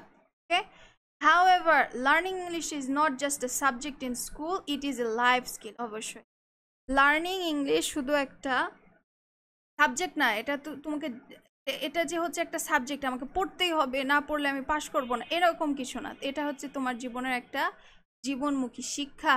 it opens the door to education, jobs and global connection. So everyone should try to learn and use English properly. That's it. ওকে, অতিরিক্ত কিছু উল্টাপাল্টা লিখতে যাইবা না। একই সেন্টেন্স বারবার লেখা থেকে বিরত থাকবা। তুমি যদি একই সেন্টেন্স বারবার লিখো, স্যারের কিন্তু কোনোভাবে একবার একটা সেন্টেন্স পড়ছে, সেই সেন্টেন্সটাকে তুমি আবার লিখছো, সে একই সেন্টেন্স তুমি অন্য ওয়ার্ড দিয়ে লিখছো, চলবে না। কারণ তোমার একই কথা লিখতেছো, স্যার তো বিরক্ত হয়ে যাবে, কি লিখছে, হ্যাঁ কি লিখছে, তখন সে এটা বলবে যে কি লিখছে। ওকে, তাহলে the importance of learning English শেষ হইলো। এখন দেখো, আচ্ছা এখন গ্লোবালাইজেশন নিয়ে পড়বো প্যারাগ্রাফটা। গ্লোবালাইজেশন সম্পর্কে তোমাদেরকে আগে এমনি বলে দিই, এটা হচ্ছে কি, গ্লোবালাইজেশন এমন একটা প্রক্রিয়া। Globalization means the process of connecting countries through trade, communication, technology and culture. এক দেশ থেকে আরেক দেশের সাথে, বিভিন্ন দেশের সাথে কিসের মাধ্যমে কানেকশন, সেটা হচ্ছে কালচার হতে পারে, ব্যবসা হতে পারে, বাণিজ্য হতে পারে, যোগাযোগ হতে পারে, টেকনোলজি হতে পারে, দেশের সাথে দেশে একটা কানেকশন, সেটাকেই বলা হয় globalization. It makes the world more connected like a global village. দেশটাকে মনে হয় কি যে এটা একটা হচ্ছে বিশ্বগ্রাম, বিশ্বকে একটা গ্রাম মনে হয়, ঠিক আছে। মানে ধরে নাও যে গ্রাম বলতে কি আমি বুঝাইতেছি যে এই বাড়ি, হ্যাঁ এখানে একটা বাড়ি, এটা হইতেছে চায়না, এটা হইতেছে বাংলাদেশ, এটা হইতেছে ভারত, হ্যাঁ এগুলো হইতে একে অপরের সাথে সংযুক্ত থাকবে এরকম। কারণ আমরা ট্রেড ইম্পোর্ট করি, এক্সপোর্ট করি, হ্যাঁ এক দেশের সাথে তো আরেক দেশের সাথে যোগাযোগ রাখতে হবে, নাহলে কিভাবে সম্ভব। তারপরে দেখো, how does globalization affect our daily life. এই যে বিশ্বায়ন, এটাকে সহজভাবে বলি বিশ্বায়ন, এটা কিসের জন্য আমাদের ডেইলি লাইফকে কিভাবে এফেক্ট করে, সেটা হচ্ছে যে globalization allows people to use products from other countries. এই যে বিভিন্ন ধরনের আমরা প্রোডাক্ট ইউজ করি, এই যে আমি যে কম্পিউটার ইউজ করতেছি সেটা তো চায়নার মাল। তো এই যে এগুলো কিভাবে আসতেছে, such a smartphones, clothes, food item, যাই বলো না কেন, তোমার হাতে তোমার বাড়িতে যত জিনিস আছে বেশিরভাগ জিনিসই বিদেশ থেকে ইম্পোর্ট করা। তারপরে people can talk to other across the world using the internet and learn about new cultures easily. এই যে আমরা কি করি যে ইন্টারনেটের মাধ্যমে আমরা এইসব দেখতে পাই, তাই না, এইসব শিখি আমরা। তারপরে দেখো যে what are the benefits of globalization. গ্লোবালাইজেশনের বেনিফিটগুলো কি উপকারিতা আছে গ্লোবালাইজেশনের মাধ্যমে। It creates job opportunities and helps businesses grow. এই যে আমরা যাই বলো আইএলস দিয়ে যে বিদেশে যাই, তো কি এখানে একটা গ্লোবালাইজেশন কাজ করে না। এক দেশ থেকে অন্য দেশে আমি একটা ইউনিভার্সিটিতে পড়তে যাইতেছি, সেখানেও গ্লোবালাইজেশন আছে। তারপর কি যে আহ, আমি হচ্ছে আমি হচ্ছে আমেরিকা থেকে কিছু জিনিস পাঠাই কিনবো, তখন কি আমরা এটা ইম্পোর্ট করতেছি না? বিদেশে আমরা বিভিন্ন ধরনের জিনিস পাঠাইতেছি, হ্যাঁ, তারপর বৈদেশিক মুদ্রা অর্জন করতেছি, কি আমরা এক্সপোর্ট করতেছি না? ইম্পোর্ট এক্সপোর্টের জিনিসগুলা কিভাবে হইতেছে, তাই না? এগুলো হচ্ছে গ্লোবালাইজেশনের মাধ্যমে হচ্ছে। ইট creates job opportunities and helps business grow. Students can study abroad and people can work in foreign countries.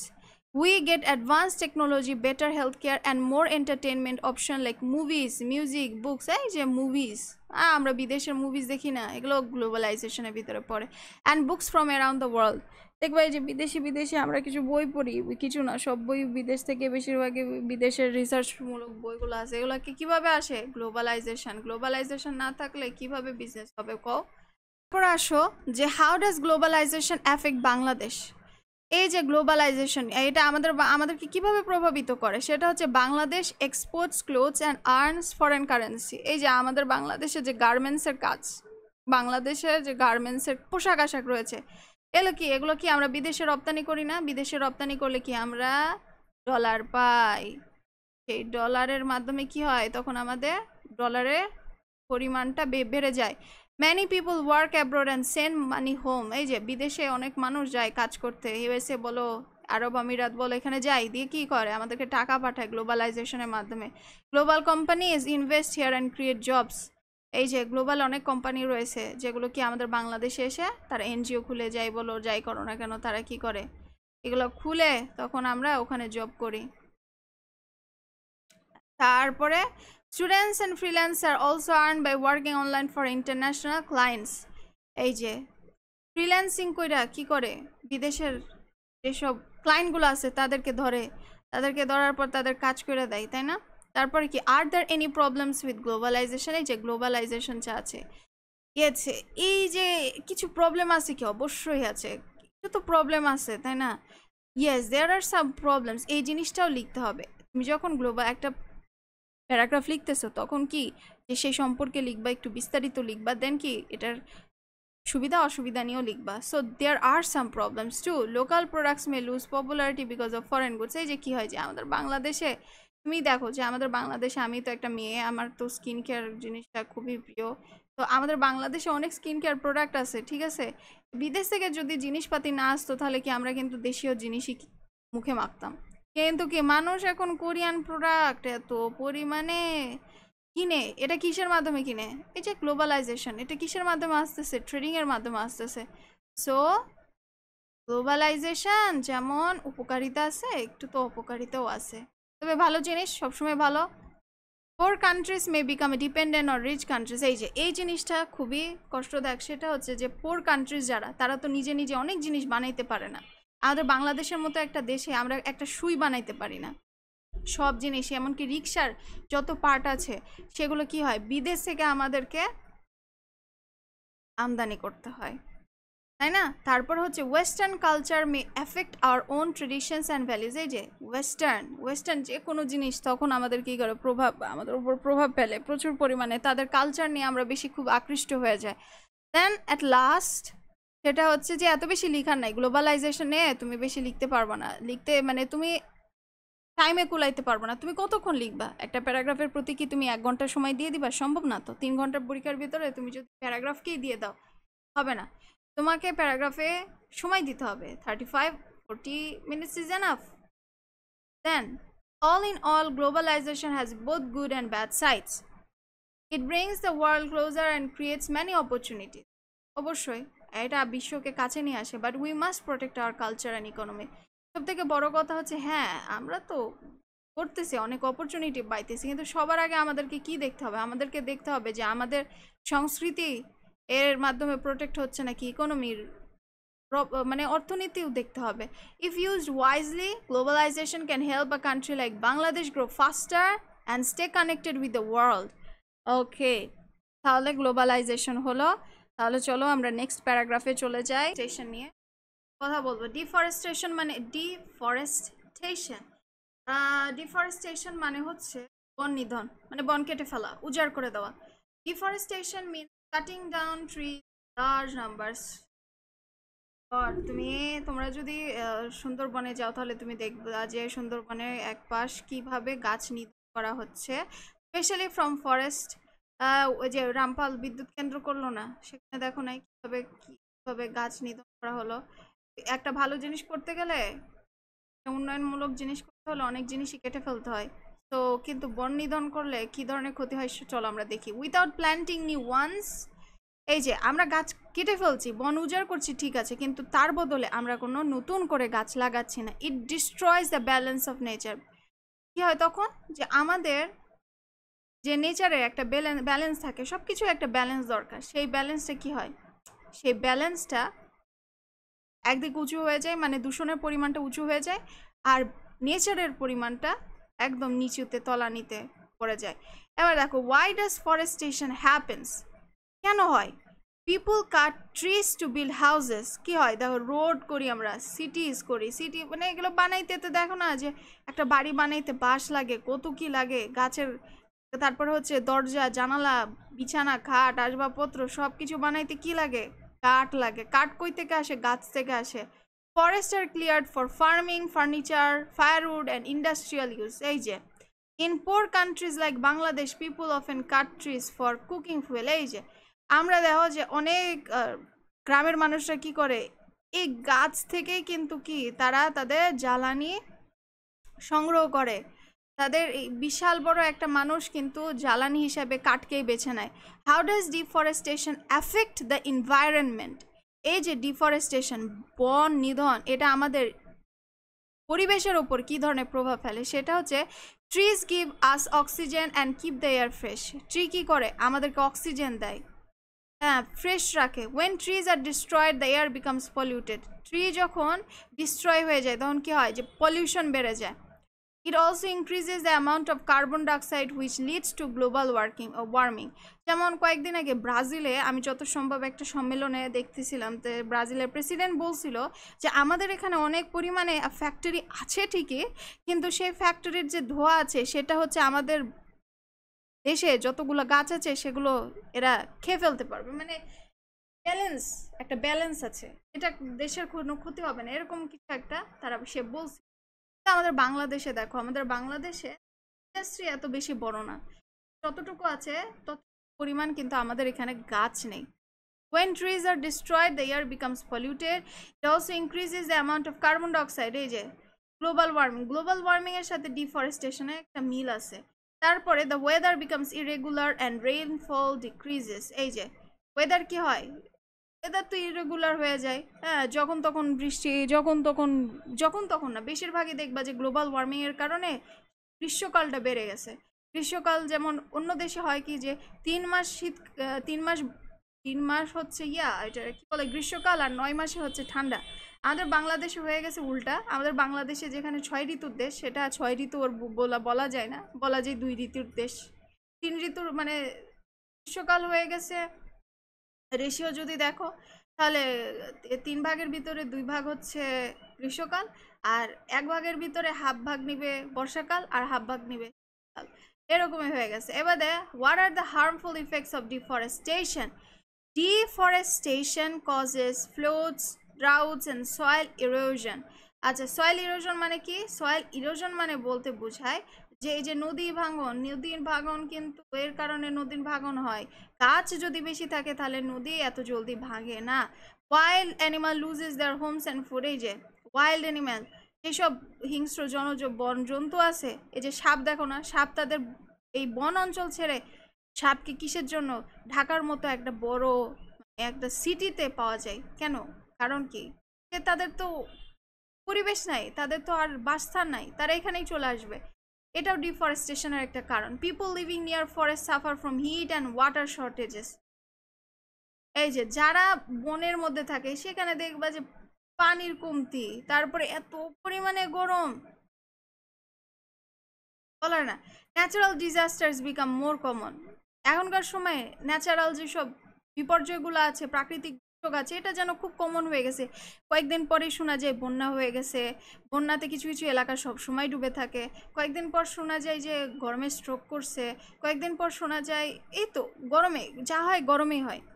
এখন আসো যে how does deforestation effect Bangladesh. Bangladesh deforestation কিভাবে এফেক্ট করে, এই যে বাংলাদেশে ডিফরেস্টেশন এফেক্ট করে কিভাবে।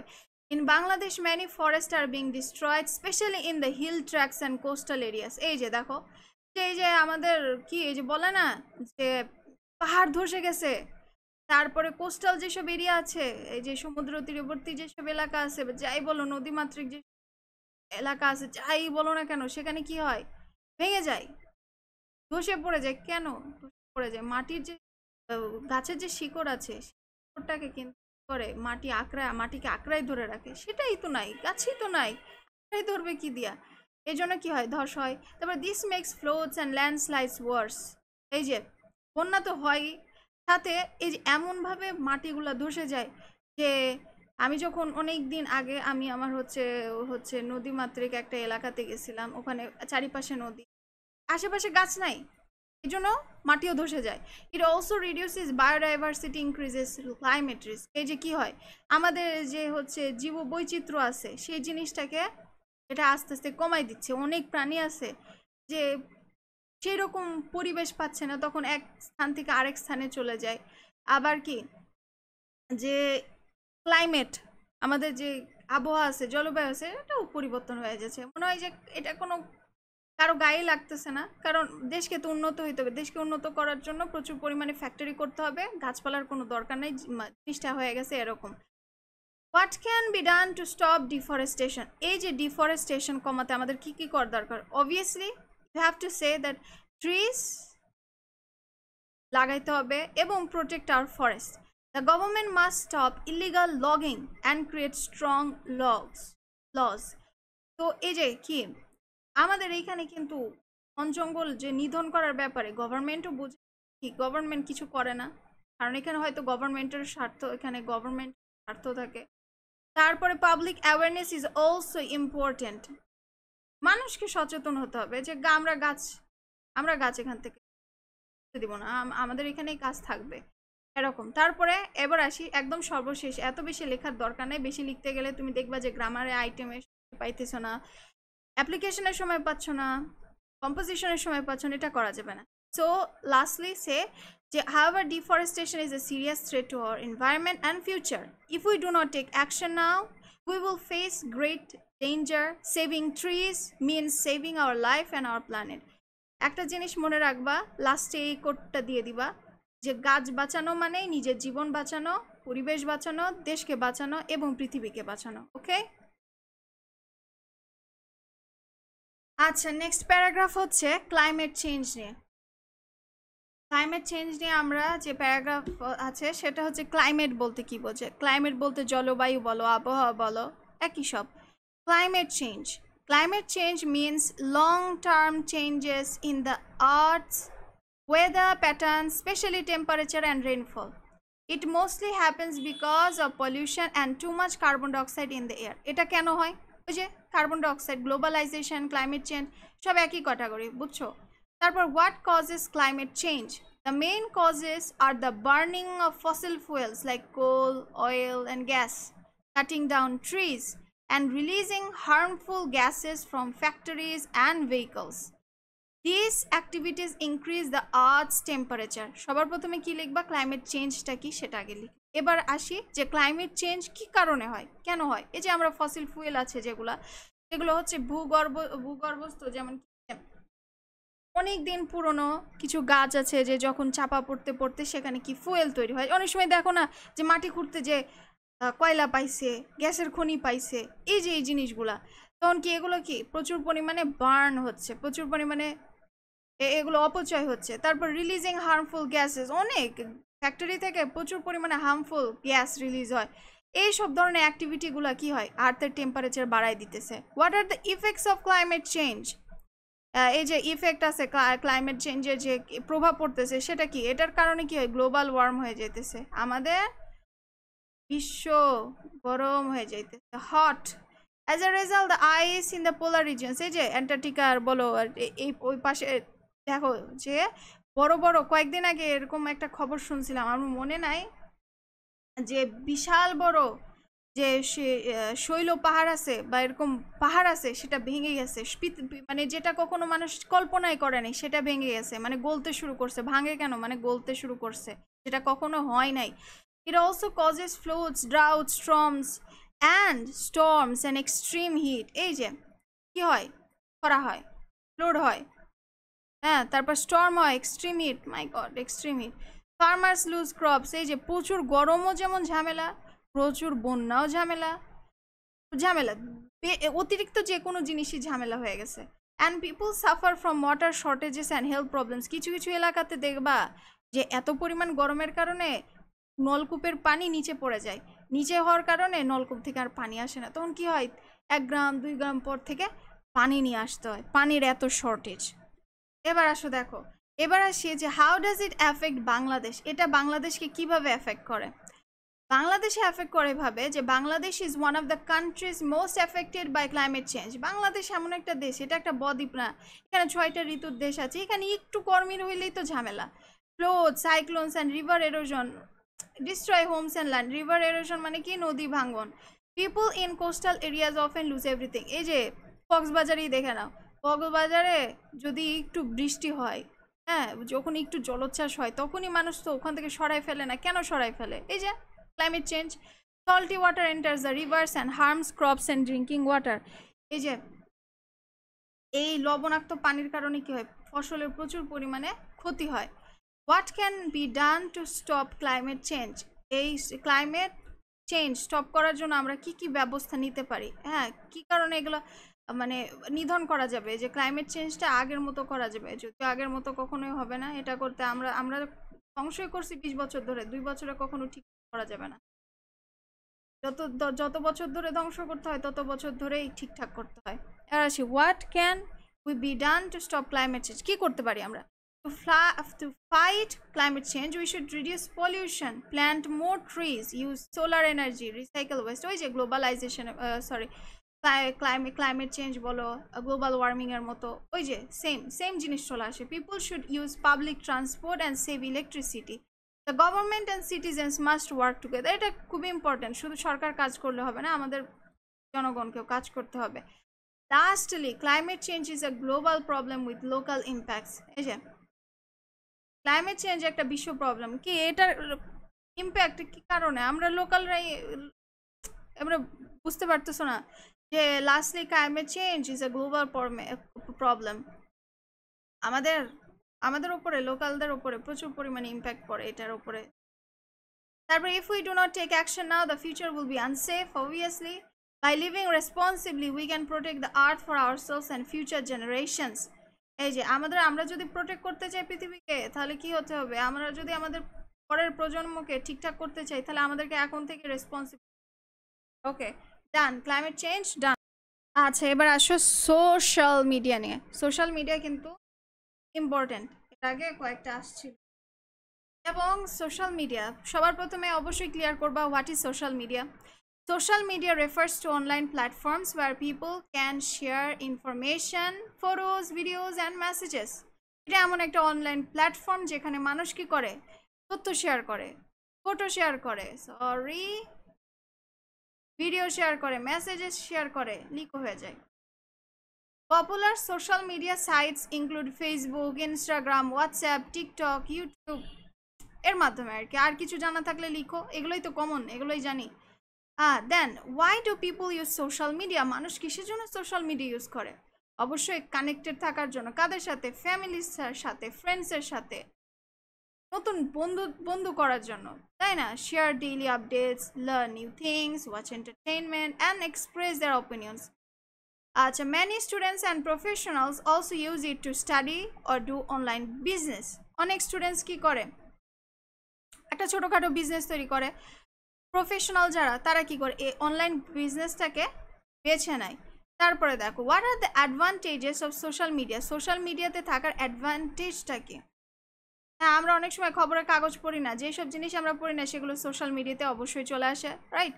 Social media helps people stay informed and learn quickly. It is useful for education, communication, spreading awareness. Very important. Many people also earn money by running small businesses or creating content online. এই যে আমিও একটা content create করতেছি, এটাকে একইভাবে করতেছি social মিডিয়ার মাধ্যমে, রাইট? এবার আসো যে হোয়াট আর দ্য অ্যাডভান্টেজ, তো পড়লাম, এখন ডিসঅ্যাডভান্টেজ নিয়ে পড়ি। সেটা হচ্ছে what are the disadvantages of social media. Social media can be addictive, yes, very addictive. আমাদের নতুন প্রজন্মের জন্য social media addictive, very addictive. People waste hours scrolling, which harms their studies and mental health. Fake news spreads fast and personal information may not be safe. Many young people also suffer from cyberbullying or stress due to comparison with others. Yes, very important. এই জিনিসটা তোমরা না লিখবা যে কি হয় যে young পিপলরা এই জিনিসটা মানে প্রচুর পরিমাণে, আগে আমরা যখন আমাদের হাতে মোবাইল ছিল না তখন যতটা না আমরা ফ্রাস্ট্রেশনে থাকতাম, যতটা না স্ট্রেসে থাকতাম, এখন বেশি স্ট্রেসে থাকি। কেন? ফেসবুকে যখন দেখি যে অমুক হচ্ছে চাকরি পেয়ে গেছে, অমুক ভালো একটা ইনস্টিটিউটে পড়তেছে, আর আমি ফকিনি মার্কে একটা ইনস্টিটিউটে পড়তেছি, বা আমি যেখানে যেতে চাইছি সেটা আমি পারি নাই কিন্তু আমার ফ্রেন্ড পারছে, এটা যখন ফেসবুকে আবার যখন মানুষ ঘোরার ছবি দেয় তখন মনে হয় যে আহা ও ঘুরতে গেছে আমি ঘুরতে পারি না, এইসব ফ্রাস্ট্রেশন অনেক বৃদ্ধি করে। Then come how is social media used in Bangladesh. বাংলাদেশে সোশ্যাল মিডিয়া কিভাবে ইউজ হয়, এটা কিন্তু দিবা, ঠিক আছে? এটা তোমরা যে in Bangladesh social media is very important. In Bangladesh social media is very popular among young people. বাংলাদেশের সোশ্যাল মিডিয়া যতটা না অন্যান্য মানুষের জন্য ইম্পর্টেন্ট, সব থেকে আমরা যারা ইয়াং পার্সন, বিশেষ করে 15 থেকে 25 এজের ভেতরকার পার্সনগুলো প্রচুর পরিমাণে সোশ্যাল মিডিয়াতে অ্যাক্টিভ এবং অ্যাডিকটিভ হয়, খুবই অ্যাডিক্টেড হয়। Many use it for learning, business oriented. কেউ কেউ এই জিনিসটাকে খুব ভালো কাজে ব্যবহার করে, আবার কেউ কেউ but in rural areas not everyone has access or digital knowledge. কিছু কিছু রুরাল এরিয়া তুমি পাবা সেখানে 2G পাওয়া যায়। আমি এরকম একটা এলাকায় গেছিলাম, সেখানে 2G, ওখানে খালি জি লেখা থাকে, খালি জি, 2G 1G 3G 4G কিছু থাকে না। But in rural okay. তারপর some people misuse it for gossip আর স্প্রেইং ফলস নিউজ। আর কিছু কিছু মানুষ এমন কিছু তথ্য এমনভাবে ভুজুম ভাজুম করে লেখে, মনে আরে সত্যি তো, রাইট, ও তো ঠিক কথা বলতেছে, তখন কি হয় জীবনটা মনে হয় এলোমেলো হয়ে যায়, right? However, social media is a powerful tool that can help or harm depending on how we use it.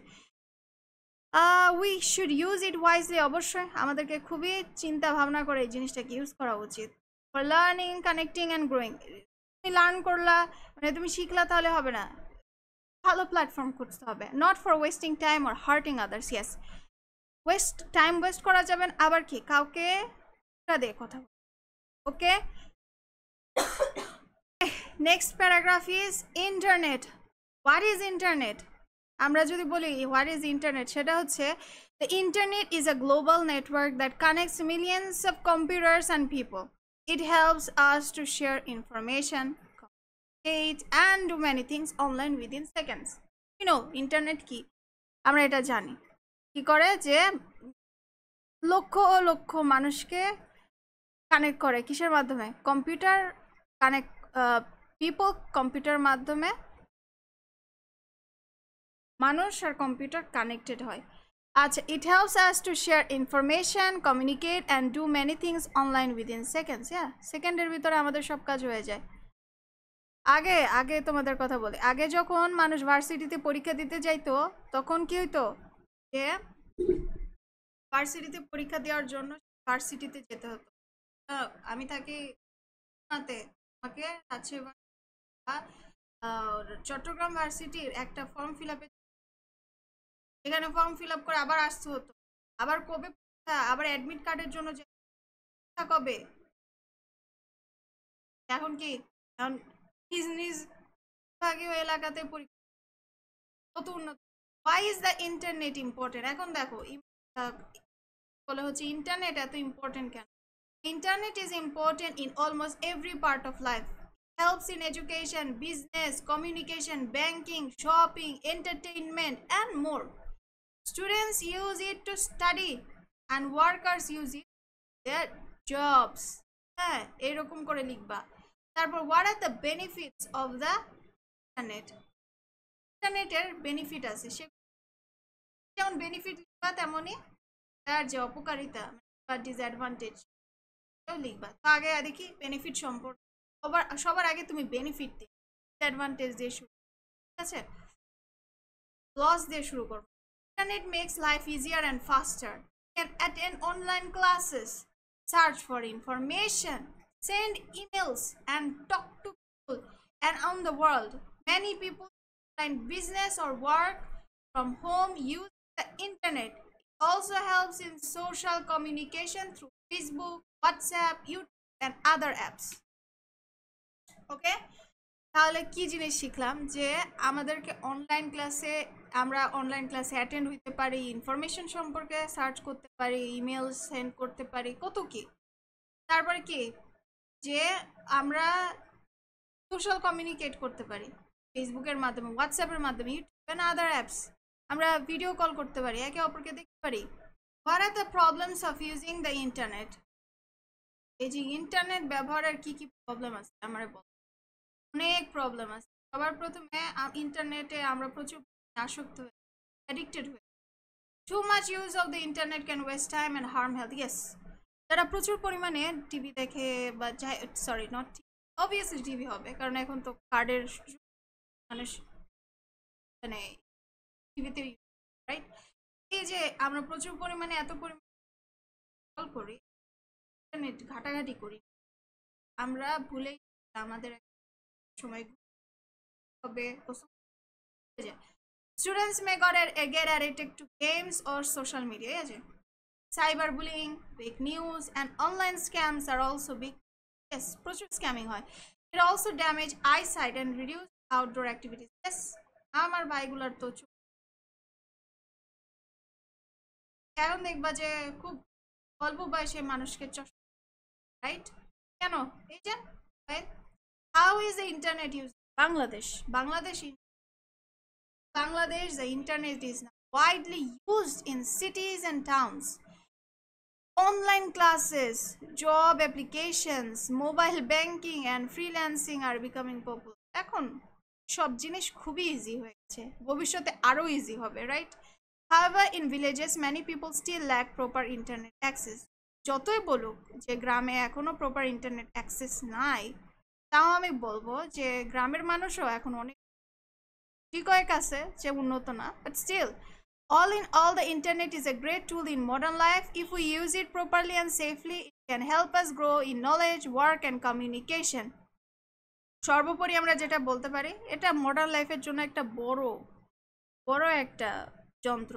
If we use it properly and safely, আমরা যদি এটা খুবই নিরাপদভাবে ইউজ করতে পারি এবং ভাবে ইউজ করতে পারি, তখন কি হয়, এটা আমাদের নলেজ গ্রো করবে, আমরা তো কাজেও বেশি দক্ষ হব অ্যান্ড কমিউনিকেটও করব। Female education, female education ki? Female education means giving girls and women chance to go to school, college and university, gain knowledge and develop skills. মেয়ে মানুষদেরকে সুযোগ দাও পড়ালেখা করার জন্য, তারপরে স্কিল ডেভেলপ করার জন্য। Why is female education important? Female education is important because educated women can improve their lives, support their families and help develop the country. They become better mothers, earners and decision makers. হয় education important কেন? যাতে তারা improve করতে পারে, ফ্যামিলিকে support করতে পারে। এত বড় একটা বাংলাদেশে যতটা না পুরুষ আছে তার থেকে বেশি মহিলা আছে। Just imagine if they help us financially or anyway, তখন কি হয়, কান্ট্রি আরো জলদি develop. Now come, what are the benefits of educating girls? Educated girls are more confident and independent. They can get good jobs, take care of their health and educate their children. When women are educated, poverty and child marriage decrease and the next generation becomes smarter and healthier. Next generation আরো বেশি smart হয়, আরো বেশি healthy হয়। So girls need to educate themselves. And দেখো যে what is the condition of female education in Bangladesh? Female এডুকেশনের কন্ডিশনটা কি আমাদের বাংলাদেশ? আগে যেমন ছিল এখন তেমন নাই, তবে যে ভালো তেমনও নাই, বাট গ্রো করতেছে। In Bangladesh, more girls now go to than before. Yes, the government gives free education and stipends to girls up to class 12. এই যে কি বলছে যে বাধ্যতামূলক করে দিচ্ছে, স্টাইপেন্ডস বাধ্যতামূলক করা, but still in some rural areas girls drop out early because of poverty, early marriage or lack of safety. যে অনেক গ্রাম্য এলাকা আছে যেখানে মেয়েদেরকে পড়ানো হয় না, মেয়েদেরকে পড়ানো অপচয় মনে করি। আচ্ছা, next, what can be done to improve female education? We must raise awareness in families and villages. The government should build more schools for safe transport and stop child marriage. Society must also respect women's rights and support girls' dreams. Yes, আমাদের সোসাইটির মেয়েদের স্বপ্নকে support করা। Then come, so it is clear that female education is the key to a better future. An educated woman can change not only her own life but also her family, society and country. So we all must support and promote female education. So এখান থেকে আমরা কি দেখতে পাই যে একটা education woman অনেক কিছু change করতে পারে, নিজের লাইফ যেমন চেঞ্জ করতে পারে, পরিবারের লাইফও চেঞ্জ করতে পারবে, সাথে সোসাইটিও। We must আমাদের সবাইকে support and promote female education. So female education complete. অনেক প্যারা দিচ্ছি তোমাদের, বাট স্টিল আমাদের নিজেদের কয়েকটা মাস এখন তোমার লেখা করা, বেশি বেশি ঘুম, পড়ালেখার থেকে এখন বেশি, কারণ পরীক্ষার মধ্যে সারাক্ষণ জেগে থাকো, পড়ো যে পড়ি নাই তো পড়া হয়, আর এই জন্য তোমরা দাও আইডিয়া আসবে না, ভালোভাবে লিখতে পারো। যে কারা ভালো বলি এই সময় তোমরা পর্যাপ্ত দিবা। নাও শেষ প্যারাগ্রাফ হচ্ছে price hike. What is price hike? Price hike জিনিসটা কি? Price hike means a sudden and continuous increase in the prices of daily necessary goods like rice, oil, vegetables, eggs, fuel and medicine. আচ্ছা দেখো, price hike মানে কি? Price hike মানে হঠাৎ করে এবং কমে না, কন্টিনিউয়াস ইনক্রিজ, মানে ওখান থেকে বাড়তেছে তো ডেইলি নেসেসারি যেমন রাইস, হ্যাঁ রাইস, অয়েল, তেল, ভেজিটেবল, এগস, তাই বলো মেডিসিন এমনভাবে বাড়ে আর কমে না, মানে একবার বাড়ছে, হ্যাঁ 300, এখন তেলের দাম কত? দাম হচ্ছে 200 টাকা লিটার। আমি যখন প্রথমে তেলের দাম 100 টাকা কেজিও বলা যায় ছিল, এখন কত? তাই না? কমে না, দ্রব্যর এত মূল্য বেড়ে গেছে, দ্রব্যের মূল্য কমে না, মানে ঠাই হয়ে দাঁড়ায় থাকে, কমে না। নেক্সট যে why does price hike happen? Price এই যে দ্রব্য মূল্যের এত ঊর্ধ্বগতি কেন কমে না? অনেকগুলো কারণ আছে, তার ভিতরে দেখো ন্যাচারাল ডিজাস্টার্স, প্রাকৃতিক দুর্যোগ হইতে পারে, লো ক্রপ প্রোডাকশন, হ্যাঁ কোনো বার দেখো না যে ফসল অনেক পরিমাণে কম হয়েছে, তারপরে রাইজিং ফুয়েল প্রাইসেস, এই যে rising fuel prices, transportation costs, corruption and dishonest traders often cause prices to go up. এই যে যখন জ্বালানির দাম বেড়ে যায়, তখন জ্বালানির দাম বাড়ছে মানে কি, যাতায়াতে যে গাড়ি আছে এদেরও তেলের খরচ বেড়ে গেছে, আর যানবাহনের খরচ বেড়ে গেছে, মানে জিনিসপাতি আনতেও তো যানবাহন লাগে, এটার খরচ বেড়ে গেছে, করাপশন তো আছে, দুর্নীতি তো আছে, আর ঠিক আছে ডিসঅনেস্ট ট্রেডার্স, যেসব অসাধু ব্যক্তি আছে যারা মানুষের রক্ত খায়, বলতে গেলে মানুষের রক্তই খায়, তারা তো জিনিসপাতির দাম এমন ভাবে বাড়ায়। Sometimes political unrest also effects the supply of goods. অবশ্যই এটা আর বলতে না। How does people hike effect? Price hike effects poor and middle class families the most. Yes, যারা গরিব এবং যারা মিডল ক্লাস তাদেরকে বেশি প্রভাবিত করে, ধনীদেরকে প্রভাবিত। তাদের কিছু যায় আসে না যে প্রাইস বাড়লো কি বাড়লো না। They can not buy enough food, clothes or medicine. পারে না, পর্যাপ্ত যোগান দিতে পারে না। Many people have to reduce their meals or borrow money to survive. কি করতে হয়, তাদেরকে হয়তো ধার করতে হয়, হ্যাঁ, বা এমন হয়তো হয় যে আমরা মাংস খাওয়া ছেড়ে দিলাম, টাকার শর্ট, নাকি ডিম খায় না, শাকসবজি খাই টাকা। আচ্ছা, তারপর students and children also suffer as family stress increase. এই যে স্টুডেন্ট কিভাবে সাফার করে, অবভিয়াসলি সাফার করে। যেমন টিউশনে পড়তে তখন কি হয়, তাদের খারাপ হয়, অনেক কারণ আছে। যখন দেখে যে বাবা মা আমরা প্রায় শেষের দিকে আছি। What happens in Bangladesh due to price hike হলে বাংলাদেশে কি কি মানে কি হয়, কি ঘটে? In Bangladesh price hike yes problem obviously. Prices of essentials like rice, lentils, onion, বাপরে পেঁয়াজের দাম যা, পেঁয়াজ খায় না মানুষ, কয়েকদিন আগে বাঁধাকপি। and oil often go up without warning. Yes, দাম। people's salaries do not increase. হ্যাঁ, মানুষের স্যালারি ইনক্রিজ হয় না, কিন্তু কি জিনিসপাতির দাম আবার বাড়ে। in the same way, so their standard of living become worse. Yes, ওয়ার্স হয়, প্রচুর ওয়ার্স। তারপরে দেখো what can be done to control it. আমরা কিভাবে এই জিনিসটাকে কন্ট্রোল হইতেছে যে the government should monitor market strictly, punish dishonest trader. তাই না, যে অনেক সময় কৃষকরা কান্নাকাটি করে। কয়েকদিন আগে দেখতেছিলাম যে বাঁধাকপি কেটে ফেলতেছে, তার ফুলকপি কেটে ফেলতেছে, ওই যে দাম নাই, যারা বিক্রি করতেছে তারা তো ঠিকই দাম পাইতেছে, তাই না? এখানে কি করা উচিত, যে বাজারকে খুব স্ট্রিক্টলি মনিটর করা উচিত। Ensure enough supply of goods, local production should be increase, local production increase করতে হবে। পিপুল should also be aware and avoid panic buying. Yes,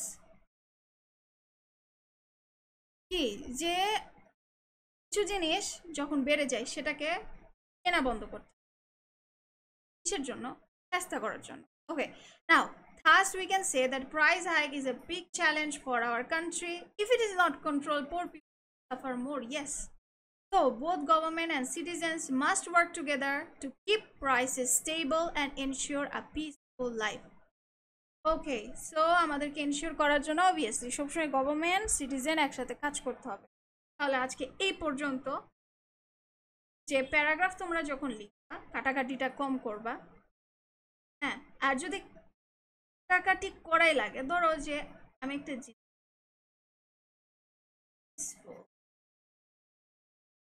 আমার ভুল হয়ে গেছে, ফল লিখে ফেল, এরকম করে কাটাবা না, কাটাবা এক লাইন,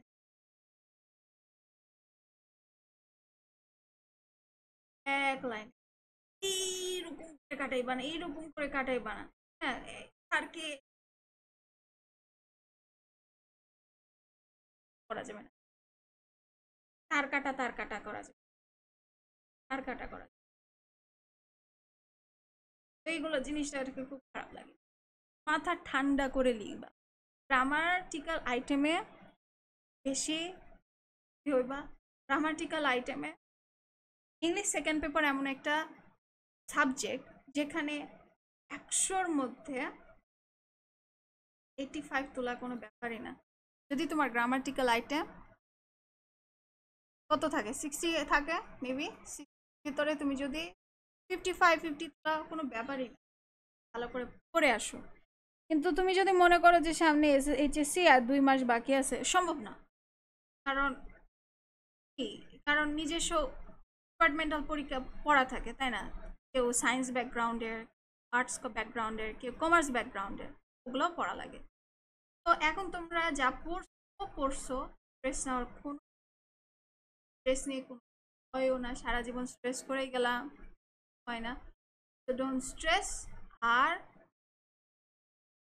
বলে যে অবভিয়াসলি আমার যদি এই ভিডিওটা ভালো লাগে, করবা, লাইক করবা, শেয়ার করবা, অ্যান্ড এই যে এই ইয়াগুলো আছে, প্যারাগ্রাফগুলো আছে, আমি আমার দিয়ে দিব। subscribe my channel. Okay, subscribe করুন,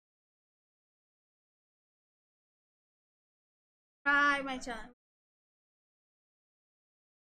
Subscribe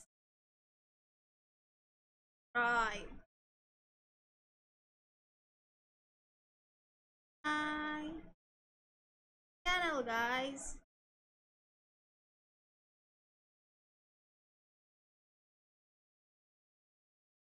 Okay. Oh. আচ্ছা ঠিক আছে